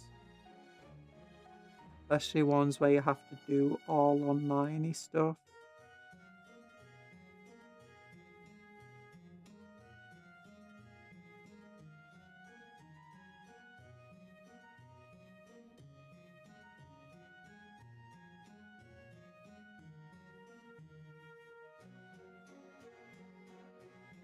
There you go. Oh, Briar's raiding! Oh my gosh, the whales have to be keeping it to float. Potentially. Potentially. Briar's coming in. Okay, we'll wait for Briar raid messages to come in. Oh wait, I've not painted here either. Oh my goodness. Oh my gosh, hello Goldie Gomu. How are you doing? Dreamer raid. Briar raid's here. Hello. Big old love hearts to you all. Welcome to the stream. We've been magnetizing bases, which means just put magnets on for bases so we can put them on metal trip. Hey, stop hugging one another. And we've also been painting these silly little guys. We're just slowly painting the black onto the models. Google raid. Hello, Paladin Stem, but welcome to the stream. I'm Cupcake Conjuror in name and profession. First name Cupcake, second name Conjuror, and I conjure cupcakes.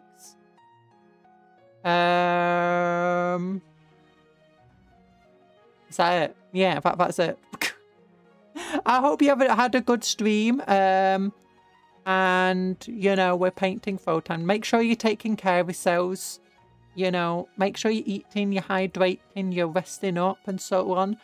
Go and give Briar a bunch of love. Like her stream, give her a subscription. And, you know, do the same here too. Hello. So how you doing? How you doing? I'm a rest and go eat. Okay, go and have a good eats. And I want console games, but I'm broke. I want physical games before they disappear. Yeah! Buy second-hand games.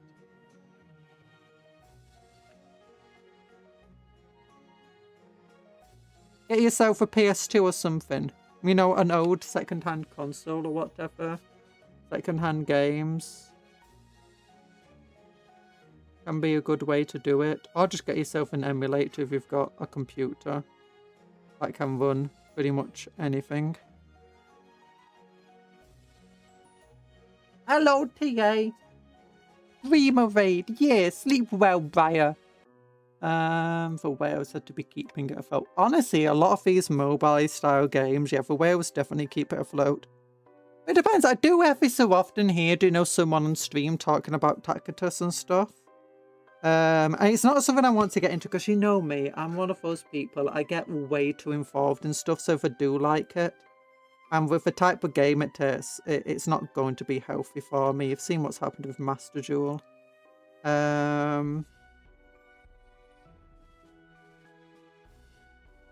With those types of games though, you will often find, you know, you get a bunch of people join at once, they'll all join guilds, and then most of them will disappear eventually. But you're basically going to find, like, at first maybe for 10,000 guilds, each with 100 players in. Except then each of the guilds goes down to, like, 10 players on average. But that's still enough for, like, 1,000 guilds. I don't have a PC, just a smartphone. Oh. You can get emulators on certain smartphones as well.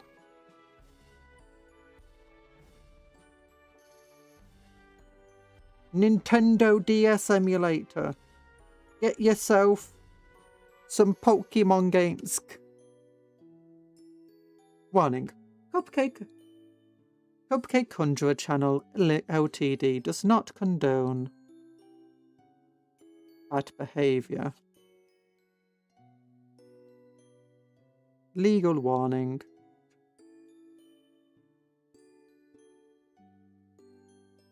Now, there are definitely some very good console games, not console games, phone games and stuff. Especially those that were, ported from consoles and whatever. It's just, these games that, are more gacha style games that, I have to stay away from. I say I have to, that I kind of stay away from. There's definitely some very good mobile games. Like, one of my favourite games on PC is Dungeon Crawler. It's on mobile.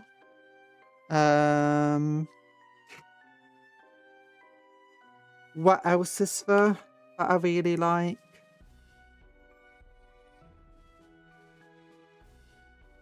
Oh, Balloons! Balloons is on mobile too.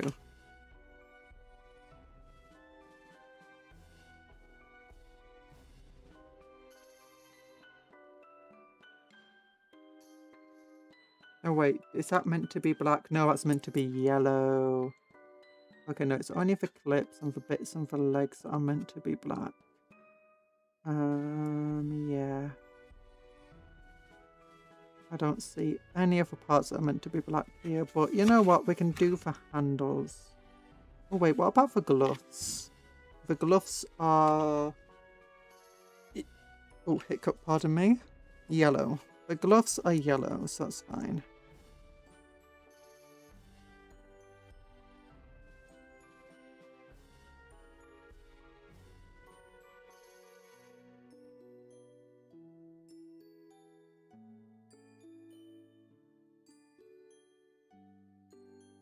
So yeah, the handles make sense to be black as well.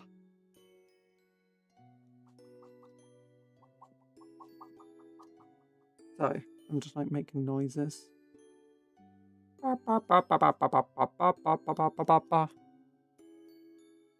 I inherited my baseball team from my mother and from my grandfather, the New York Yankees. I don't know too much about baseball, but I always cheer them on. Oh. I guess that's kind of a bit like me and some of my... Actually, not really. I've never really cared too much about the teams. Like, my father supports certain teams, so I kind of support the teams. But I don't really care, to be honest. My father's definitely been massively into sports. I've never been much into sports. I've always had a kind of athletic build and stuff, so I could in theory have gone into sports, especially if my illness didn't exist. But I never really cared for them. Never wanting to cheer them on or do anything. Reason in up is because I freaked out how expensive it is to watch them live. About $80 a month. What? Yeah, that's one of the things, like... My father liked to watch some of the free, in quotation mark, games. But then one of the companies that, did the games, or had all the licenses of the games, got bought out. So he could no longer watch them on TV. And then when he looked up at the company to watch them, it's like, okay, if I want to watch them live, I have to get this subscription. And it's like, what the heck? It's like 70 quid a month.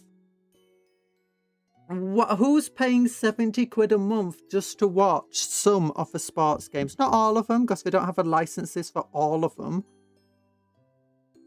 Who? 70 blooming quids. And when you look up like the tickets for these sports games, it's like, why the heck are they so expensive? Suddenly Warhammer doesn't feel like an expensive hobby when I'm looking up sports. Also, the same goes I do when you're looking up music and stuff, I guess. Like, oh, I'm going to go and, you know, watch some musician. No, I'm not. Because it costs 200 or 2,000 quid to get a seat. I was like, okay, what do you mean for local sports team, which isn't even a major league team? It's not for Championship, it's not for Premier League. It's not even League One anymore. And yeah, what do you mean that it costs like 100 quid to watch a single game? What do you mean a single ticket? A season ticket's like 1,000 quid. It's like, it's insane. And then you know what's insane? I worked as a security guard at one of these sports things, and they pay so little. I mean, okay, you get a bonus of basically doing security and stuff. You know, being well over 6 foot tall, like a brick house person. You know, really helps in security. But yeah, and it's like you'd think with that, like having whatever. Every single game having thousands of people coming in that they could afford to pay people. No, they can't. You know, all of these advertisements they have going on, you could afford to pay people. No, apparently they can't. And I can say that they can't afford to pay people because, you know, I also worked in the accounting at one point. They're very terrible with money. And the funny thing is you give them advice about how they should, you know, do for money. And they don't follow the advice. They cheap out on all the things they shouldn't cheap out, which only costs them more in the long run. And they pay way too much for other stuff. You worked. I don't work security. I worked once. Once upon a time. And to be fair, the pay was fine. It was back when I was in high school and college and stuff. Well, no, it's college, not high school.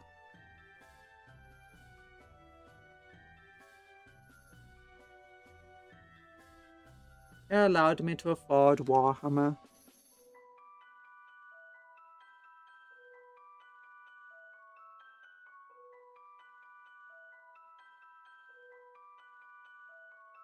But I mean, ultimately, where all these companies go down, like these sports things, it's just how much money they're ultimately spending on not only players, managers,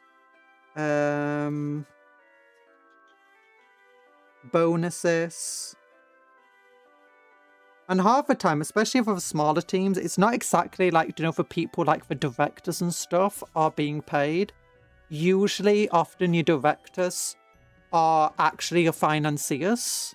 So for people who just give money to the club for basically controlling stakes within the club.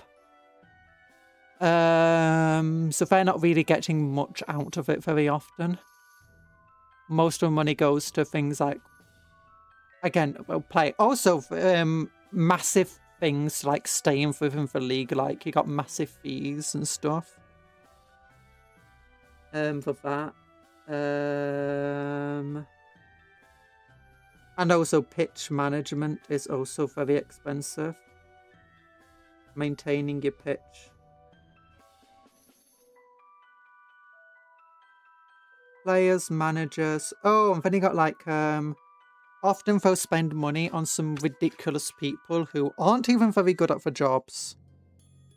But their famous name, or they're related to a famous name within sport, so they just like bring them on into various roles, like personal liaison. Oh, what do we call them? Liaisons. Well, either way, if they talk to members of the public, they speak to between all of the different areas, so like the background staff and the players and stuff like that. Making sure everyone gets along and knows what they're meant to be doing. It's all crazy. All crazy stuff at these sports companies.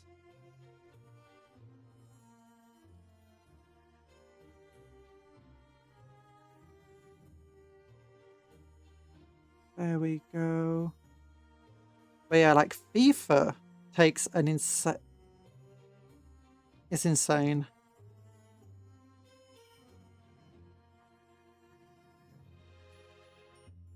Like, we're charging an exorbitant amount for tickets.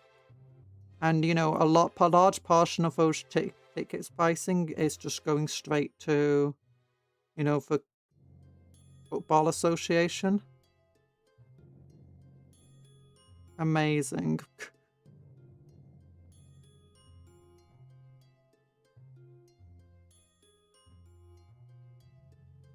I'll be back. I'll be back. Right, how do you do an Arnold impression? Have you heard about Tim Curry? He's died. And Dolly Parton too. And the voice of Optimus Prime. And ER, he also voiced ER. And Tim Curry didn't. The voice of Optimus Prime was also the voice of ER.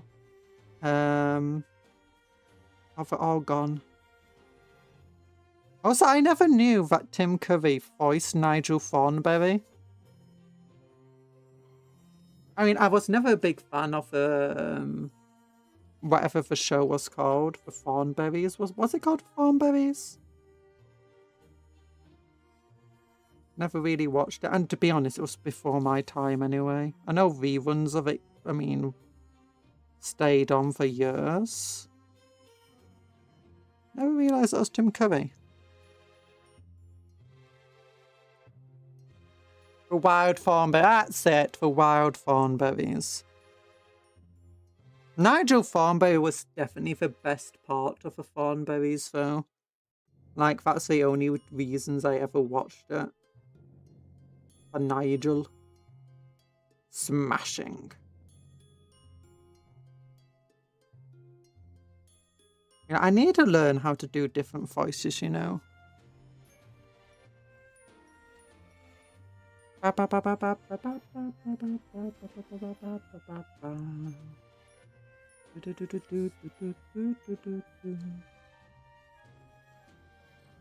I feel weird being a VTuber and, you know, having a very limited range of voices I can actually do and accents. It's mostly accents.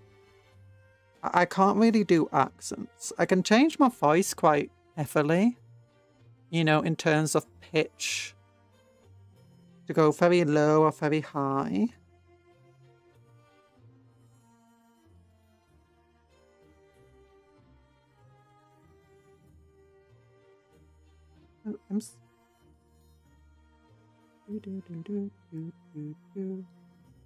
Everyone loves Arnold.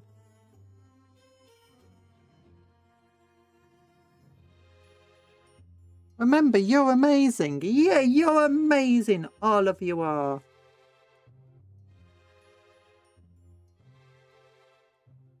Everyone loves ketchup. Everyone loves catsup. Everyone loves everything that's ever existed in the world. There we go.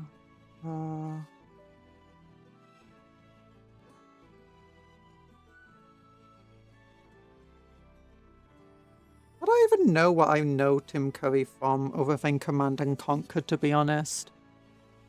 I know he was in a bunch of stuff, but it wasn't really stuff I liked or watched a lot of it. Like, you know, Home Alone 2 apparently was in. Or something. I don't like that film. I don't like the Home Alone series in general.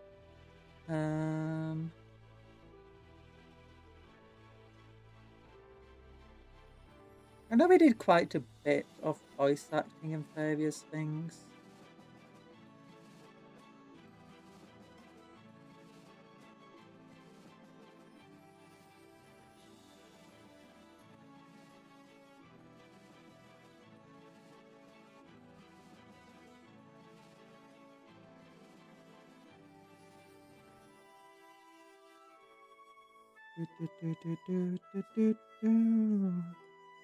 No, no, no, no, no, no, no. Okay, I'm gonna wash a brush before I move on to the next parts. Oh wait, I've not even done that bit. Oops. I need to do this side now.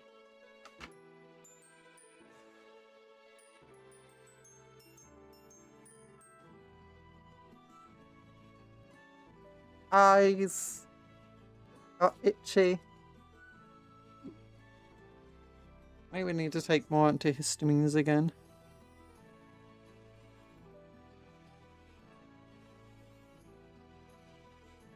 There we go. Oh, I'm running low on energy. I tried energizing myself before the stream, but I'm already running low on energy again. Oh, I apologize for this. I'm thinking maybe. I'm meant to be seeing a doctor on the 8th of September. Remember for 8th of September. That's not how the story goes. Bonfire plot or whatever, I don't know. But yeah, I meant to see a doctor on the 8th of September. But I'm thinking, it's like, they gave me basically an antidepressant that's meant to help with like stomach problems. But it's really weird. Like, it says on the pack and stuff, you know, don't take it at any time other than the evening, you know, like before you go to bed, because it will knock you out. It'll make you sleepy. And I just can't sleep with it. Like, it's just giving me super disturbed sleep. Well, I'm struggling to get to sleep, and then once I do, I'm just constantly waking up with nightmares and stress dreams. It's been a while now I've been on it. I don't know how long, because obviously I'm not sleeping well. So, like, all of the days are just running into one another.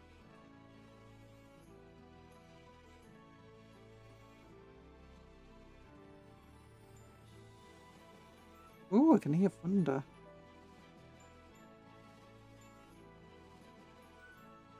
Bum, bum, bum, bum, bum, bum, bum, bum. Bum, bum, ba, bum, bum, bum, ba, bum. Ba-ba-ram. Everyone. Everything comes down to you. From the top of your head to the tip of your shoe. Sorry. I just remembered not a SpongeBob, a Scrubs episode where the entire episode is all singing. If you don't know Scrubs, it's a hospital sitcom about an intern who wants to become a doctor and who eventually becomes a doctor, called JD, and his friends Chuck and Carla and Elliot Reed. But there's an episode where a woman comes in and she's got a bump in the noggin, and she just hears everybody in song. So if the doctors are trying to tell her to like get a stool sample, and why they need to get a stool sample, they're just singing a song called "Everything Comes Down to You."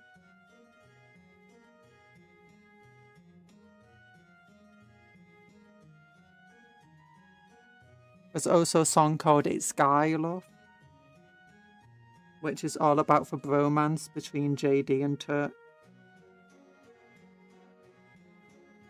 Even though by that point Turk's married. It's sky love, it's sky love, love between two guys.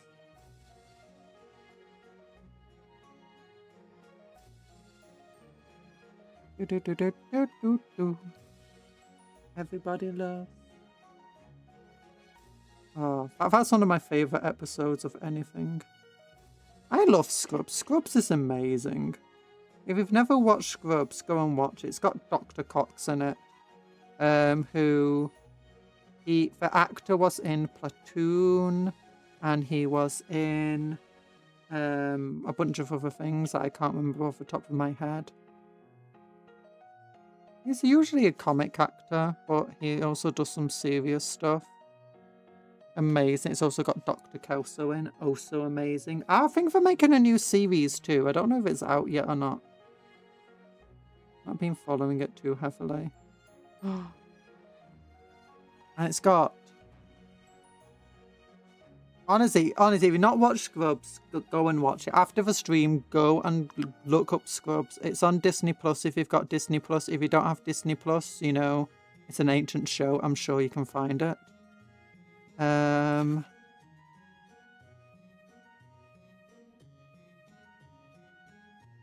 it's on Disney Plus in the UK. I don't know where it is and other things. And it's always owned by Disney because it was owned. Disney owns like a whole load of other companies, and for a long while Disney were like, they weren't exactly secretive, but they weren't exactly making it entirely obvious that they owned like all these different other TV production companies and stuff. That being said, one of the company that did Scrubs, you can see like their logo, and it's got the Cinderella's Palace or whatever it's called, the Disney Palace logo in it. It's like, yeah, very clearly Disney. That being said, I still had to convince people it was owned by Disney multiple times. It's like, yeah, it's got the Disney-looking castle there, but it doesn't say Disney, so it must be something else. Like, no, Disney owns them.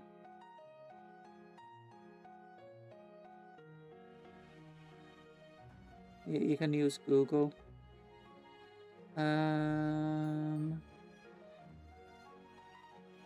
All of the characters in Scrubs are amazing. It's also got an a cappella band, because one of the actors was in an a cappella band. And they're like, hey, can I just like have my a cappella band appear in one of the episodes? And they're like, yeah, sure, whatever. Except then it was like super popular, so they kept bringing them back into random stuff. It's amazing. Like,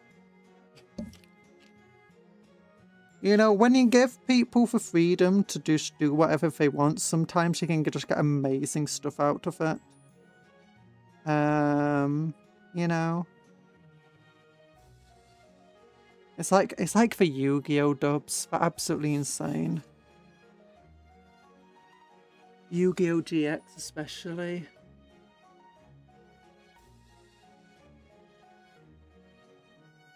Ah, Kaiba. Did you know in Yu-Gi-Oh GX, the dub at least, Kaiba sends a bunch of cards to space because he wants to teach aliens how to play Duel Monsters, or Yu-Gi-Oh. Obviously, in Yu-Gi-Oh, it's not called Yu-Gi-Oh, it's called Duel Monsters. Actually, I don't know if that's still the case in Dino for most recent series. I know it was for a while. I know I watched Arc 5 in Japanese, not the dub. I can't remember if I watched... I think I also watched Sexel in Japanese, not for dub. I never got through Sexel though, oh my goodness. That was hell.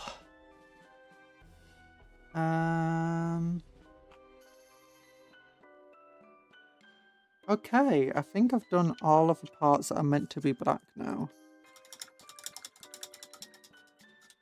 Let's wash this brush properly. There we go.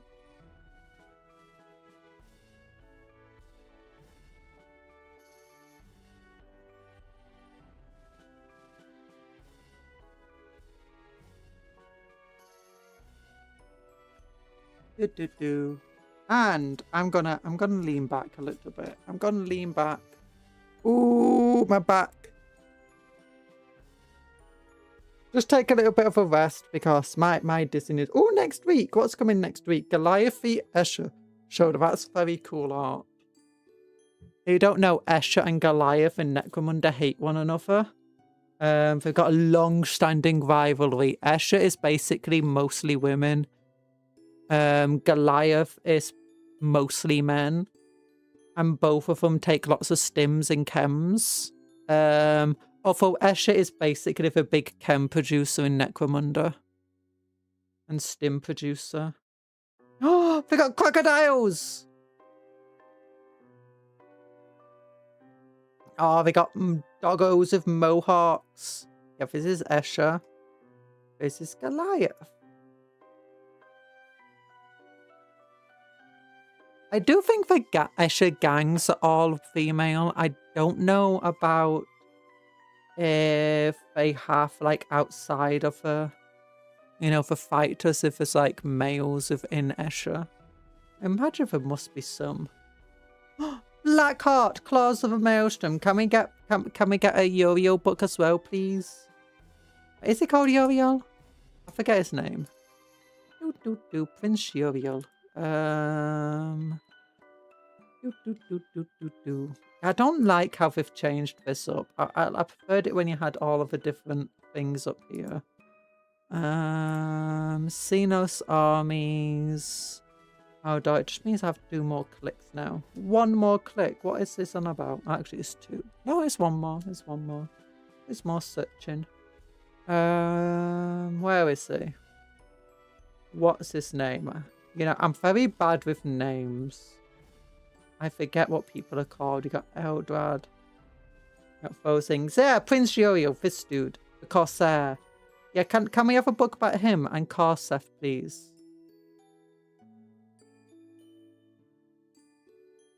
Yeah. Also, I really want this thing. But I got the thing in time, Warhammer Plus for year 4. But I really wanted this, so I was looking forward to my subscription bounded around. Dark Angels guy. Hi, WD Frost, how you doing? No, it's the Eldari Corsair we're looking up.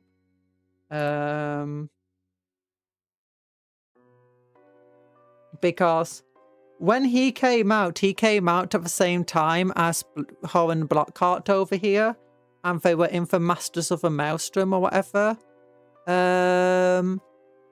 Campaign book, and it sucked. Well, if you like Eldar, it sucked. If you like Chaos, it was great. But do you like in each of these campaign books, like you got the two sides, and both sides have a time to shine and stuff, and be cool, and like get a bunch of descriptions and like have cool moments. Yeah, Uriel did not get that. He got like one. They had like 5 pages describing the new units and Uriel and the Corsairs, and he got one tiny little story in which he got absolutely destroyed by Blackheart, and he barely was seen in the story anyway. It was like a massive Eldari loss, and they tried like writing it off as a victory. It's like, no, that wasn't a victory. That's just a massive Eldari loss. Oh, it's so... I mean, it's nice that Blackheart got some cool stuff, but it'll be nice for Uriel to also get some cool stuff within that. Might makes right. Yeah. White Dwarves look a lot cooler than they used to be. Like, they're so thick now. That is a cool cover, though. Oh, and these books are out. Ooh. Adventure Edition of Apostle. Oh, wait, not all 3 of them are. Just Voice of Command's coming out. Okay. It's got an audio book. Black Library Relentless Dead in French and German, but no audio version. I wonder if I'll start doing them soon.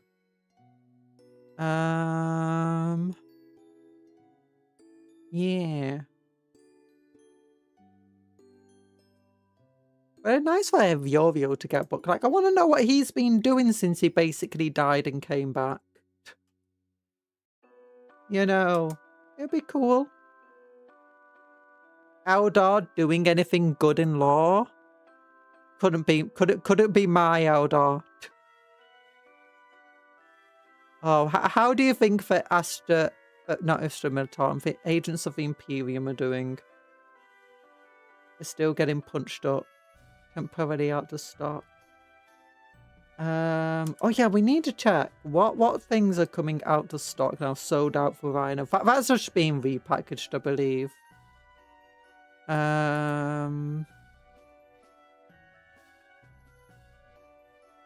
Space Marines. Let's just go to Ultramarines. What? Is there anything that's like last chance to... Oh, we've a Lieutenant with Power Sword is last chance to buy. Ooh, I'm not surprised. It's a kind of very boring model. Let's just look. What's coming to last chance to buy?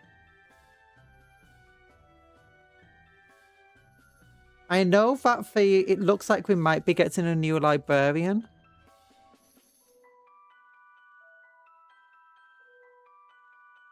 Because he's also got a last chance to buy, sold out of a Predator. Sold out for the Outriders, sold out for Hammerfall Bunker. Only temporarily out of stock. Does this suggest that they're not making a new chaplain? Oh, Space Marine Captain sold out. Does that mean we're getting a new captain on foot? Sold out online, sold out online, sold out online. Unsurprising. Centurion sold out. Primaris Librarian. Razorback. Oh, look at what we've lost. No. It's sad.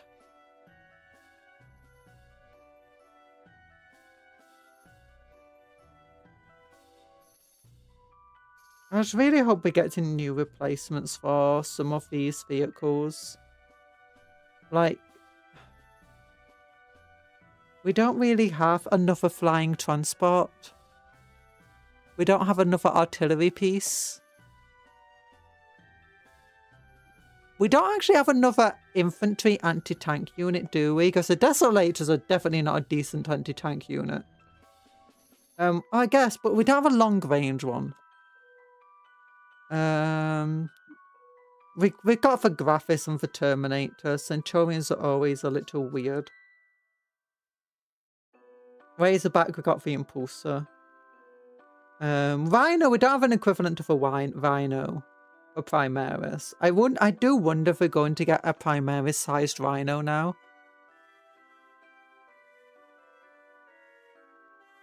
Oh gosh. I'm feeling a little... I'm sorry, I'm like feeling a bit dizzy, so...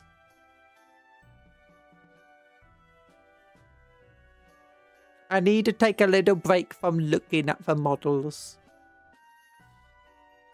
Okay. Are there any other... Like Tau, how is a Tau broadside battleship doing? The world's changing on us. It is changing on us. Oh, the broadside battleship's back. I think that the reason they became sold out online is because there's a defect with them.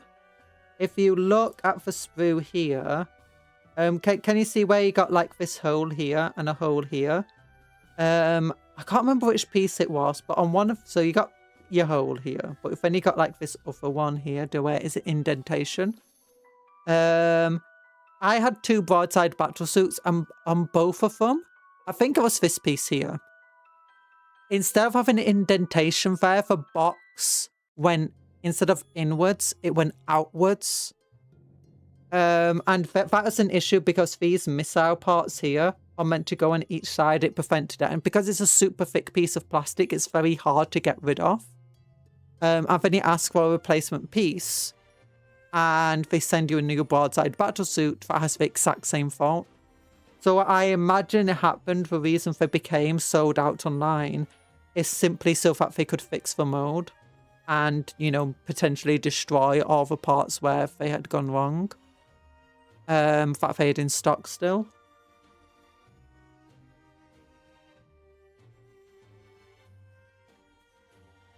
But it does... There is rumours that the next codex of the Space Marine is going to be Tau. And I'm seriously hoping that... Well, I do hope I get some new auxiliaries. But what I'm hoping for is we could do with them coming into plastic. to be honest. I don't even think they're that important anymore. A new piranha. I think we need to replace a piranha with something different. Now, at least it needs to be given better stats. I think the current land speeder, it would be a very good basis of what a new piranha should be like. A mixture of both anti-infantry and anti-tank firepower and being able to do both of them. Maybe with inbuilt force fields on top to give it some extra protection. I have no idea if the Sunshark Bomber will survive the new codex. In fact, when it comes to a lot of flies, I don't know how many of them will survive. Considering what just happened to the Space Marine flyers. Unless, obviously, the Space Marine are going to be getting new flies, which I do hope they do. Oh, I'm hoping the Tiger Shark comes into plastic, actually. Like, the Tiger Shark will be an amazing plastic model. It is a perfect size for it. It's a well-beloved model. And I think with the new fly rules, it could do quite well with them.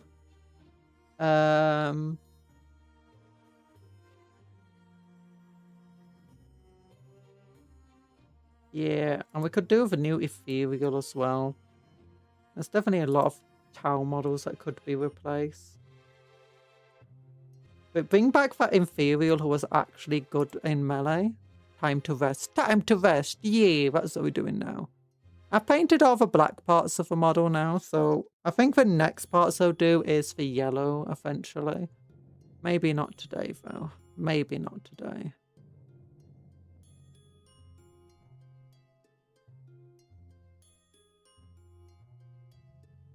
Oh, gosh. Yeah, I'm feeling a bit wonky. I'm feeling a bit wonky. Did you wanna... Yawn! Oops! Yawns. Oh, gosh, my hands. Oh, I just moved my wrist, and you probably didn't hear because I'm holding my arms in the air. It just cracked massively. Ow! My arms aren't actually that painful, but it sounds painful. Oh, my handy pandies. Oh, how is this stuff going? Oh, yeah, the glue's stuck. The glue's stuck on them. Yeah.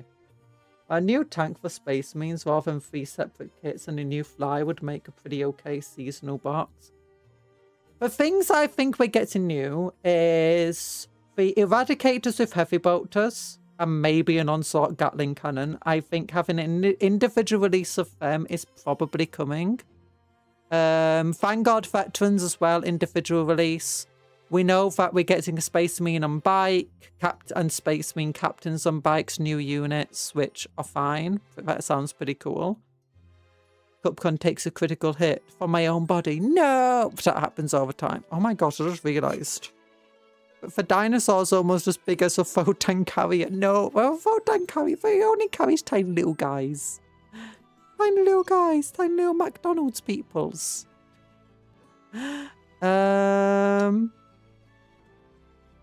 Yeah. But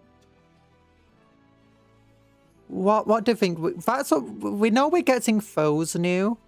It looks like we might be getting a new lieutenant on foot and a new captain on foot and a new librarian on foot.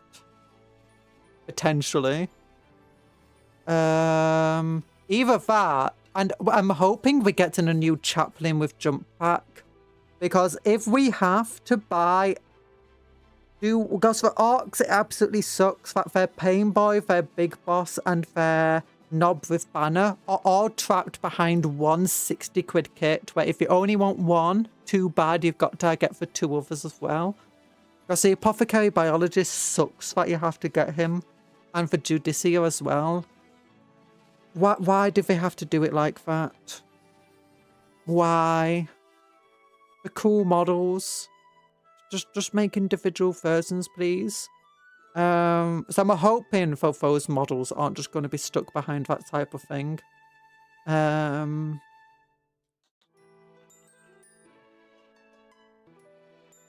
That being said, we've got the company heroes kit, which can easily make multiple captains and lieutenants from anyway.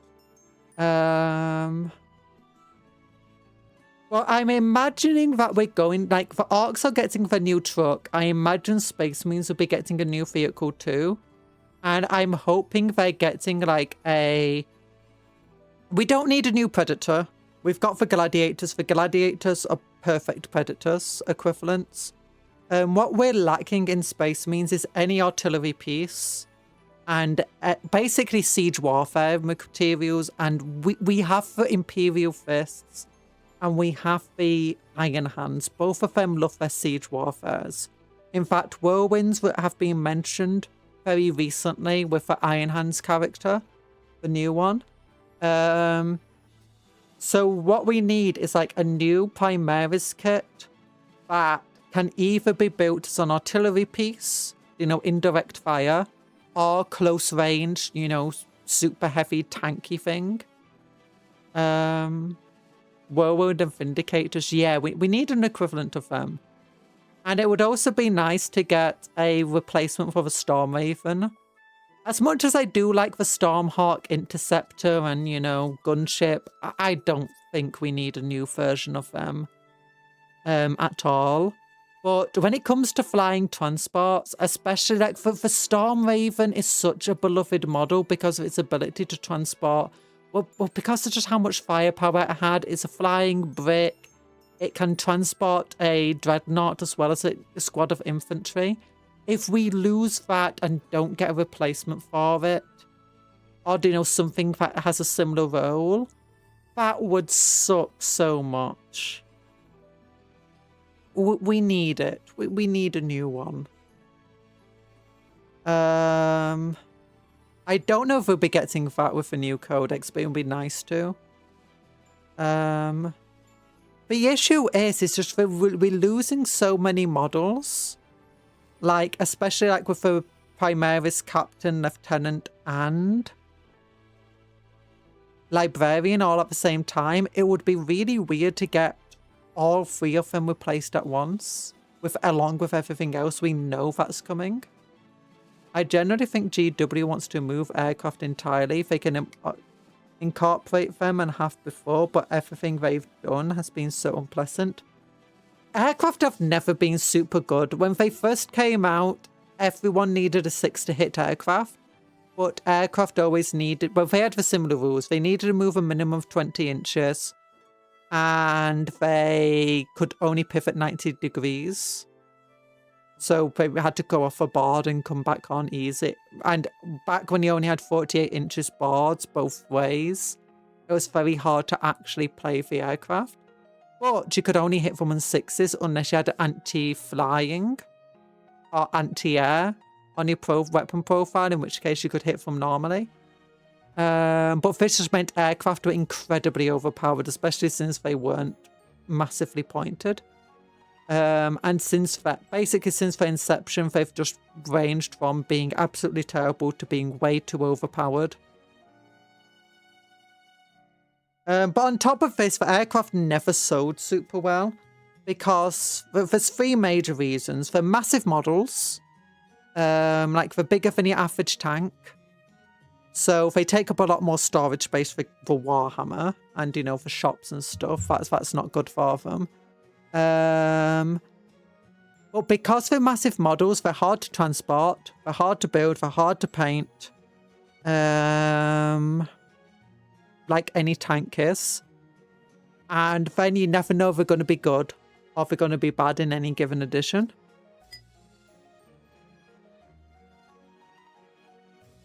A major thing is they're just super hard to transport because on those big old flying stands, even without the flying stands, they already take up a lot of room. The only aircrafts that have generally done well are the ones where they did something kind of unique. So the Helldrake itself, very popular aircraft, it looks cool, it's got some unique stuff doing, but it doesn't need to be an aircraft. That's the thing about it. It's like, now that the Helldrake basically just moves around like a normal vehicle, it can just be its own thing again. It doesn't have to be an aircraft, and that's a cool thing. Also, plastic scans can be a little immersion breaking. It's not just immersion breaking, they're also very brittle. Now, the big old, you know, the cross-section flying stands that most of the flyers use, they're not as bad, but they can be very...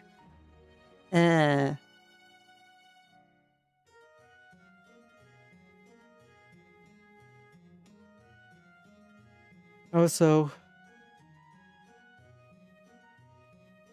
I don't think... But I'm very like the Stormhawk. Again, it was a popular one because it transported infantry and it could transport a dreadnought, as well as having just a ridiculous amount of firepower, which was hilarious. And it being a flying brick. The croissants of the neck ones were always a bit popular, but again, one of the most popular croissant was generally the transporter one, you know, just being able to teleport a unit into the middle of the enemy, basically giving any of your units deep strike, which was fun. It was basically a drop pod at that point. Then you had the other one, which had a giant anti-tank cannon on it. The Eldari ones have been kind of popular, kind of not. It's really the Dark Eldar ones that were popular. You know, out of... As popular as Dark Eldar are or are not, the aircraft within the Dark Eldar, like most Dark Eldar players will play with aircraft. Partly because the Dark Eldar aircraft are kind of good. But also because they have just like... They have very few other options, especially if you want anything that has any sort of semblance of survivability while also having ridiculous firepower. The Dark Eldar aircraft just give you that in a faction that otherwise lacks that sort of stuff. You don't really have many other vehicles to choose from. Again, the Dark Eldar aircraft, very fun. They had their Void missiles, which were always hilarious to use. Arc aircraft were kind of popular as well. Because... What did the Arc aircraft have going on with them? Oh, because they just look fun. They're very nice models, so people just wanted them for nice models. I think at one point they also had the ability to careen into the enemy. So this basically meant you could just crash your aircraft into an enemy vehicle and blow it up. You'd lose your aircraft, but, you know, it's fun. But I think that's what they need to do. They need to give the aircraft a reason to take them.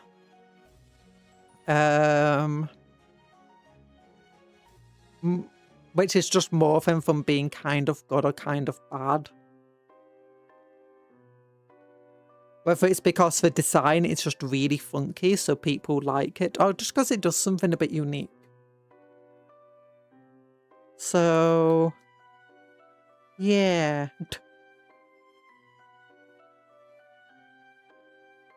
But it is just one of those things. I mean, they're not getting rid of the aircraft entirely. Like, the Arcs aren't losing their aircraft as far as we're aware. So, that's fine. It's unlikely for Dark Eldar or Eldar would lose their aircraft. We fully expect that the Tiger Shark, whatever it's called, is going to become a plastic model eventually. And it would make sense for it to be a plastic model. Again, it's like an anti-Titan weapon. It's something which you can bring to basically deal with Imperial Knights and stuff if you don't want to bring your own giant battlesuit. And your own giant battlesuits and Imperial Knights are already taking up so much room anyway. You might as well just bring an aircraft instead. I doubt they'll ever get rid of the Helldrakes. If they do, we riot. We riot if they get rid of the Helldrakes. The Helldrakes are beautiful. I don't mind if we replace the Helldrakes with a new, cooler model. One that preferably doesn't have such a giant flying stand. But yeah. I don't know. I don't know if I don't think they should get rid of the aircraft. I just think they need to just improve what they're doing with the aircraft. Give us a reason to have them. It's like the Mechanicus aircraft. I think are probably, I think they're the most recent aircraft, except maybe for Custodes. And they're probably like some of the most useless aircraft, in which I question what they were even doing when they designed them. Like, the models, they look kind of funky, they look kind of cool. But in terms of like their rule bases, it's like, well, they are a transport, but it's not exactly like you're struggling to transport your Skitarii or even really need to. There's not a lot of units you'd be really wanting to transport, and for most of that, the Dune Rider's going to be better. In terms of firepower, none of them have an exactly good amount of firepower. And they also just kind of feel at odds with the Mechanicus. Like, well, they got a kind of funky and cool design. It feels at odds with the entire, you know, grim, dark Mechanicus theme that they generally have going on. It's like, yeah, they are on theme with, like, the sterilizers and maybe, you know, for, what we call it, the Taraxi or whatever. And the, oh, who is it called? I have Waver's Thunder going on if you can hear weird noises in the background.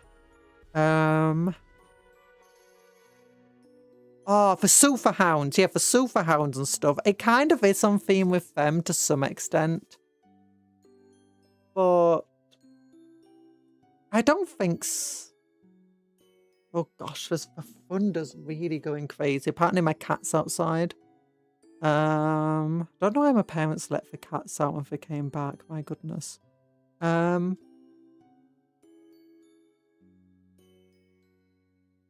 But the, oh, what's it called? Like, the Taraxi, for flappy dudes, where are they? We can show them. We can show them on stream. I'll show you what I'm talking about. Now, for Mechanicus are weird. You've got two sections to a Mechanicus, basically. You've got the cool Mechanicus for Horus Heresy. Parts of the Cult Mechanicum. And this is a cool Mechanicus, the one that's like super grim dark and, you know, very messy. You got lots of servitors. You've got these, oh, where are they? Did I go past them? Yeah, you got these guys. You got cool stuff. But then we look at the Warhammer 40k Mechanicus, and they have some of the same stuff coming on with them. Like, where are they? Where's the servitors? Like, the Cataphon Breachers, amazing. People love these models. The very grim, dark Mechanicus stuff. The Sicarian Infiltrators and Rustarchus. Again, they got that same sort of theme, you know, very mechanic-y, very whatever. Do you paint any 30k miniatures? I don't play 30k, but I do have some 30k miniatures. Mostly just to use in 40k. I will eventually paint some of them, in theory. We have the Electro piece, so I've always been a bit weird. I've only got this stuff. And what they're going for is more like a Renaissance sort of theme with them they're wanting to go with. And you can kind of see where that Renaissance theme is in 40k. Like, do you know like Leonardo da Vinci designs to stuff.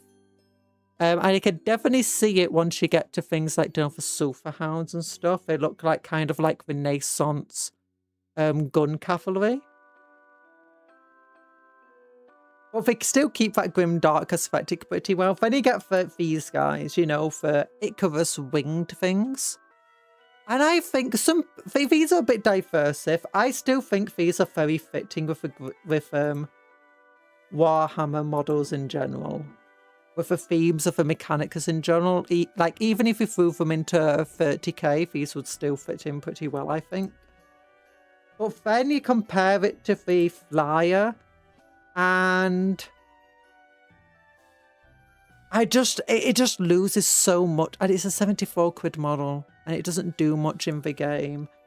It doesn't really feel very fitting with the Mechanicus too much in terms of how it looks. Like,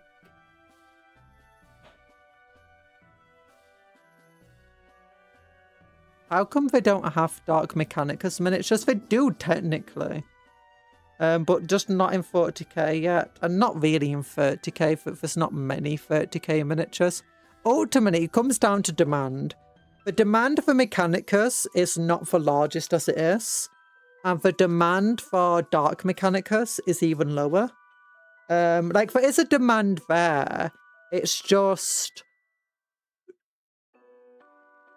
they've not got unlimited resources to make new models. So whenever they're making new models, they have to assign a team to it to make those models.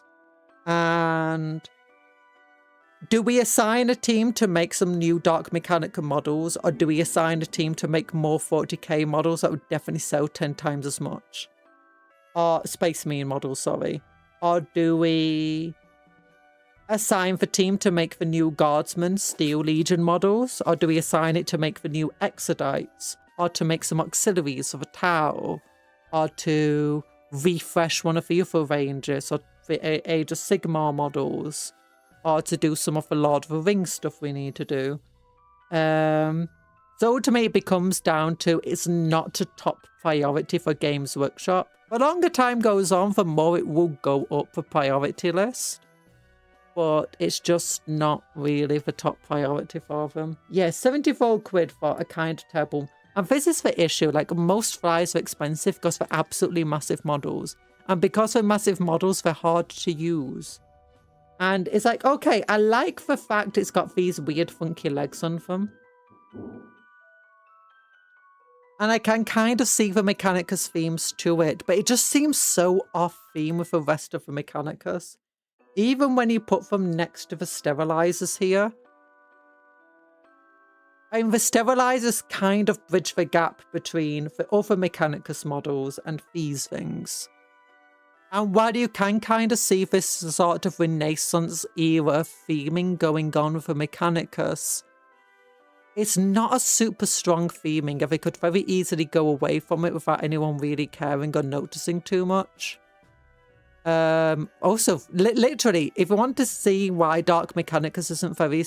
Eye of Terror Battalion Adeptus Mechanicus came out before Christmas last year. Like, well before Christmas. I'm pretty sure it came out before Christmas. Oh, did it come out before Christmas? Well, it's been out for a very long time, this box set. Available while stocks last. Yeah, it's still in stock. Mechanicus is not super popular, and Dark Mechanicus will inevitably be less popular than Mechanicus.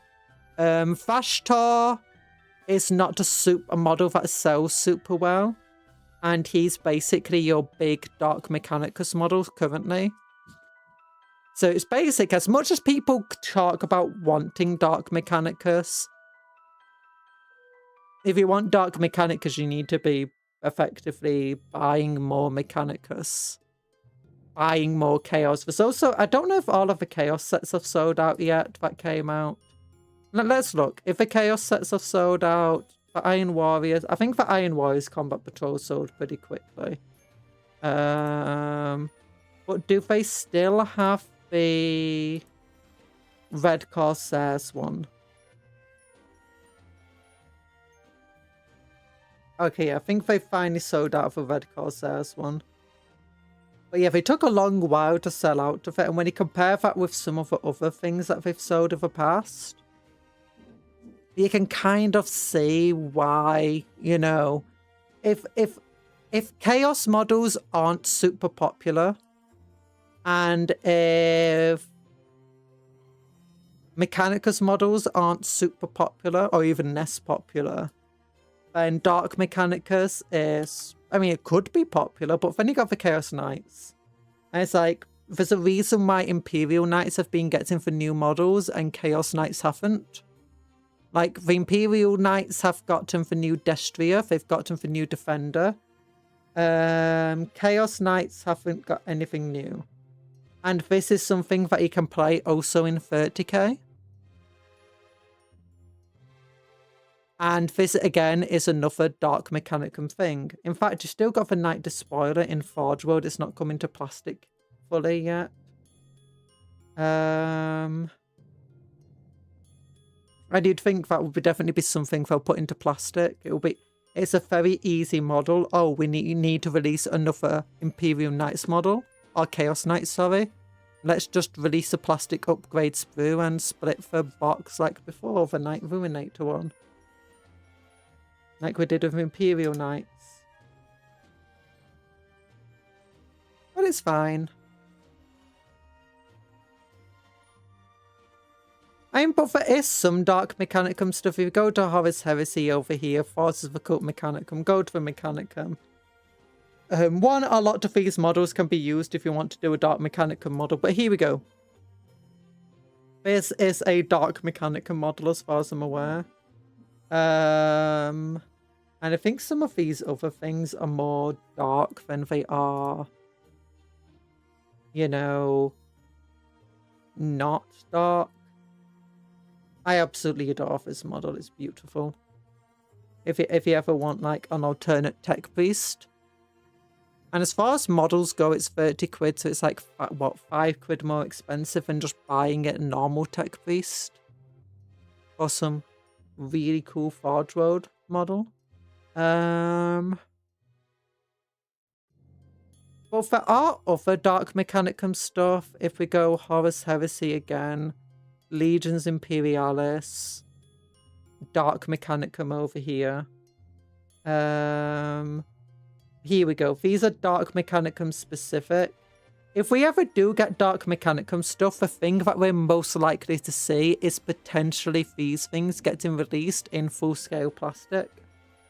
In which case, I'm assuming they're going to be around Defiler size. Based on the looks of this.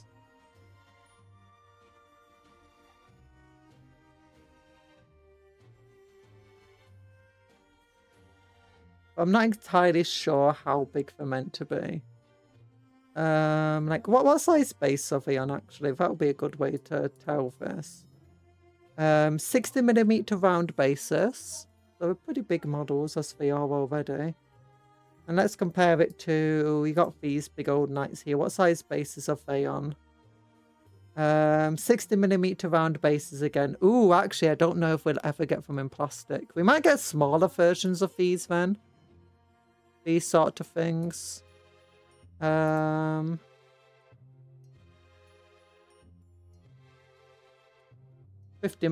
bases of them. Yeah, I think these ones could potentially get into plastic then. Maybe not these ones. I mean, they'll be Imperial Knight size, so maybe.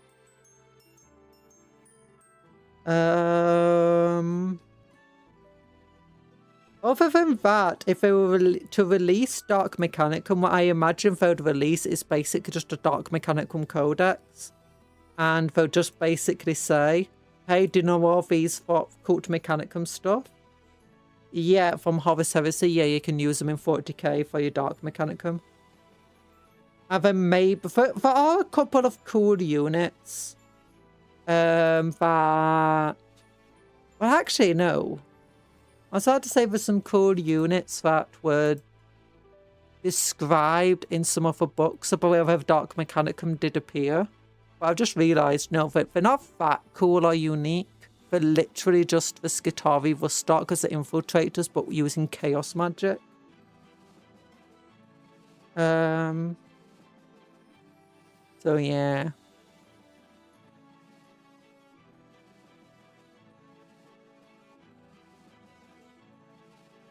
Dark Mechanicum! They're wearing black!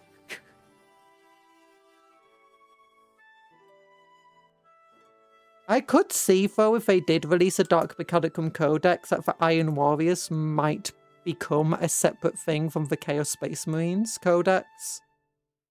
And as a result, you know, appear instead in the Dark Mechanicum. Traffic Mon, he sucks.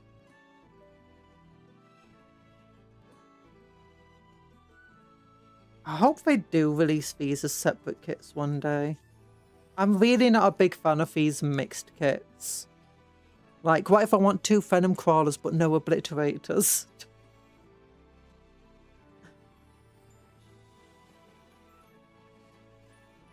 There we go. But close. I don't mind the mix kits themselves. It's just when you have like units locked behind the mix kits. Like, let's say if they do release a new Obliterator unit or a new Venom Crawler unit.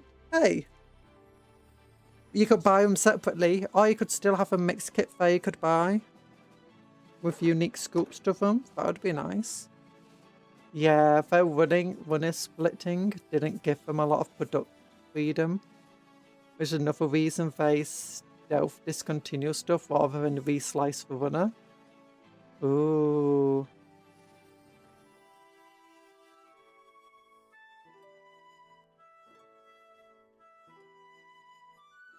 Yeah. It's... I do think what it sounds like, they've got a new factory for Warhammer. It sounds like they already need to get a third factory online, but obviously it's going to take them a while before they decide to put that sort of financial stuff into a factory. Into another factory.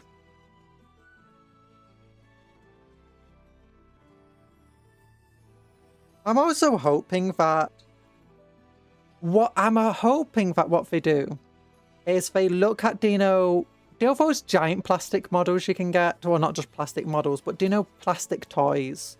Like, do you know are Titan and Knight sized? But they're much cheaper than Titans or Knights because, you know, they use much cheaper production methods. I wouldn't mind if I do know some of the giant resin models that they currently do. That would be very difficult to get into plastic.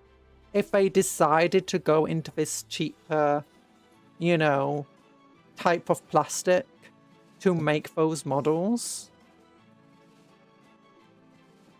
Do you know, in plastic, big and affordable. It would be fun.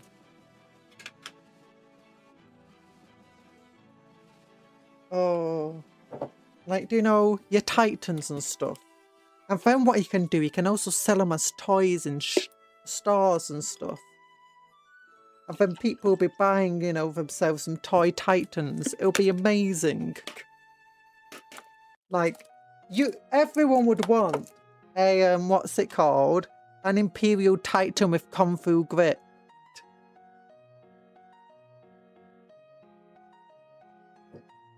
Buy yourself a Warlord Titan now with Kung Fu grip. Bow, bow, bow. Oh, just whacking my models, why don't I? Oh, I need to fix this. I forgot about that. These little smoke launchers, they don't like sticking to the model very well.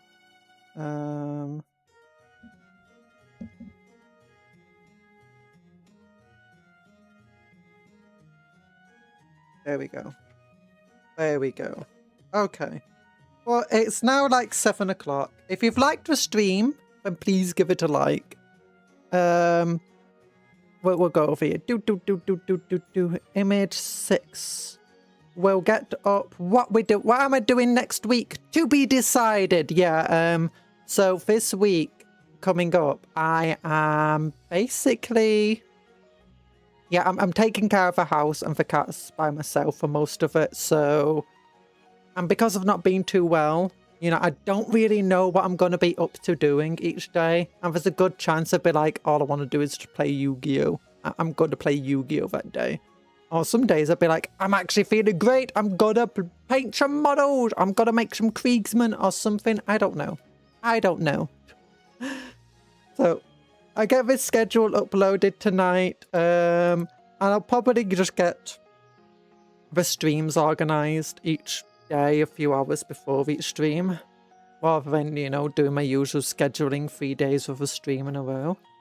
All of the streams are probably going to be in the afternoon, simply because I'm having to take care of the cats and make sure they get walks and stuff, because I'm not after what happened last time, I'm not letting them out by themselves to hunt more shrews.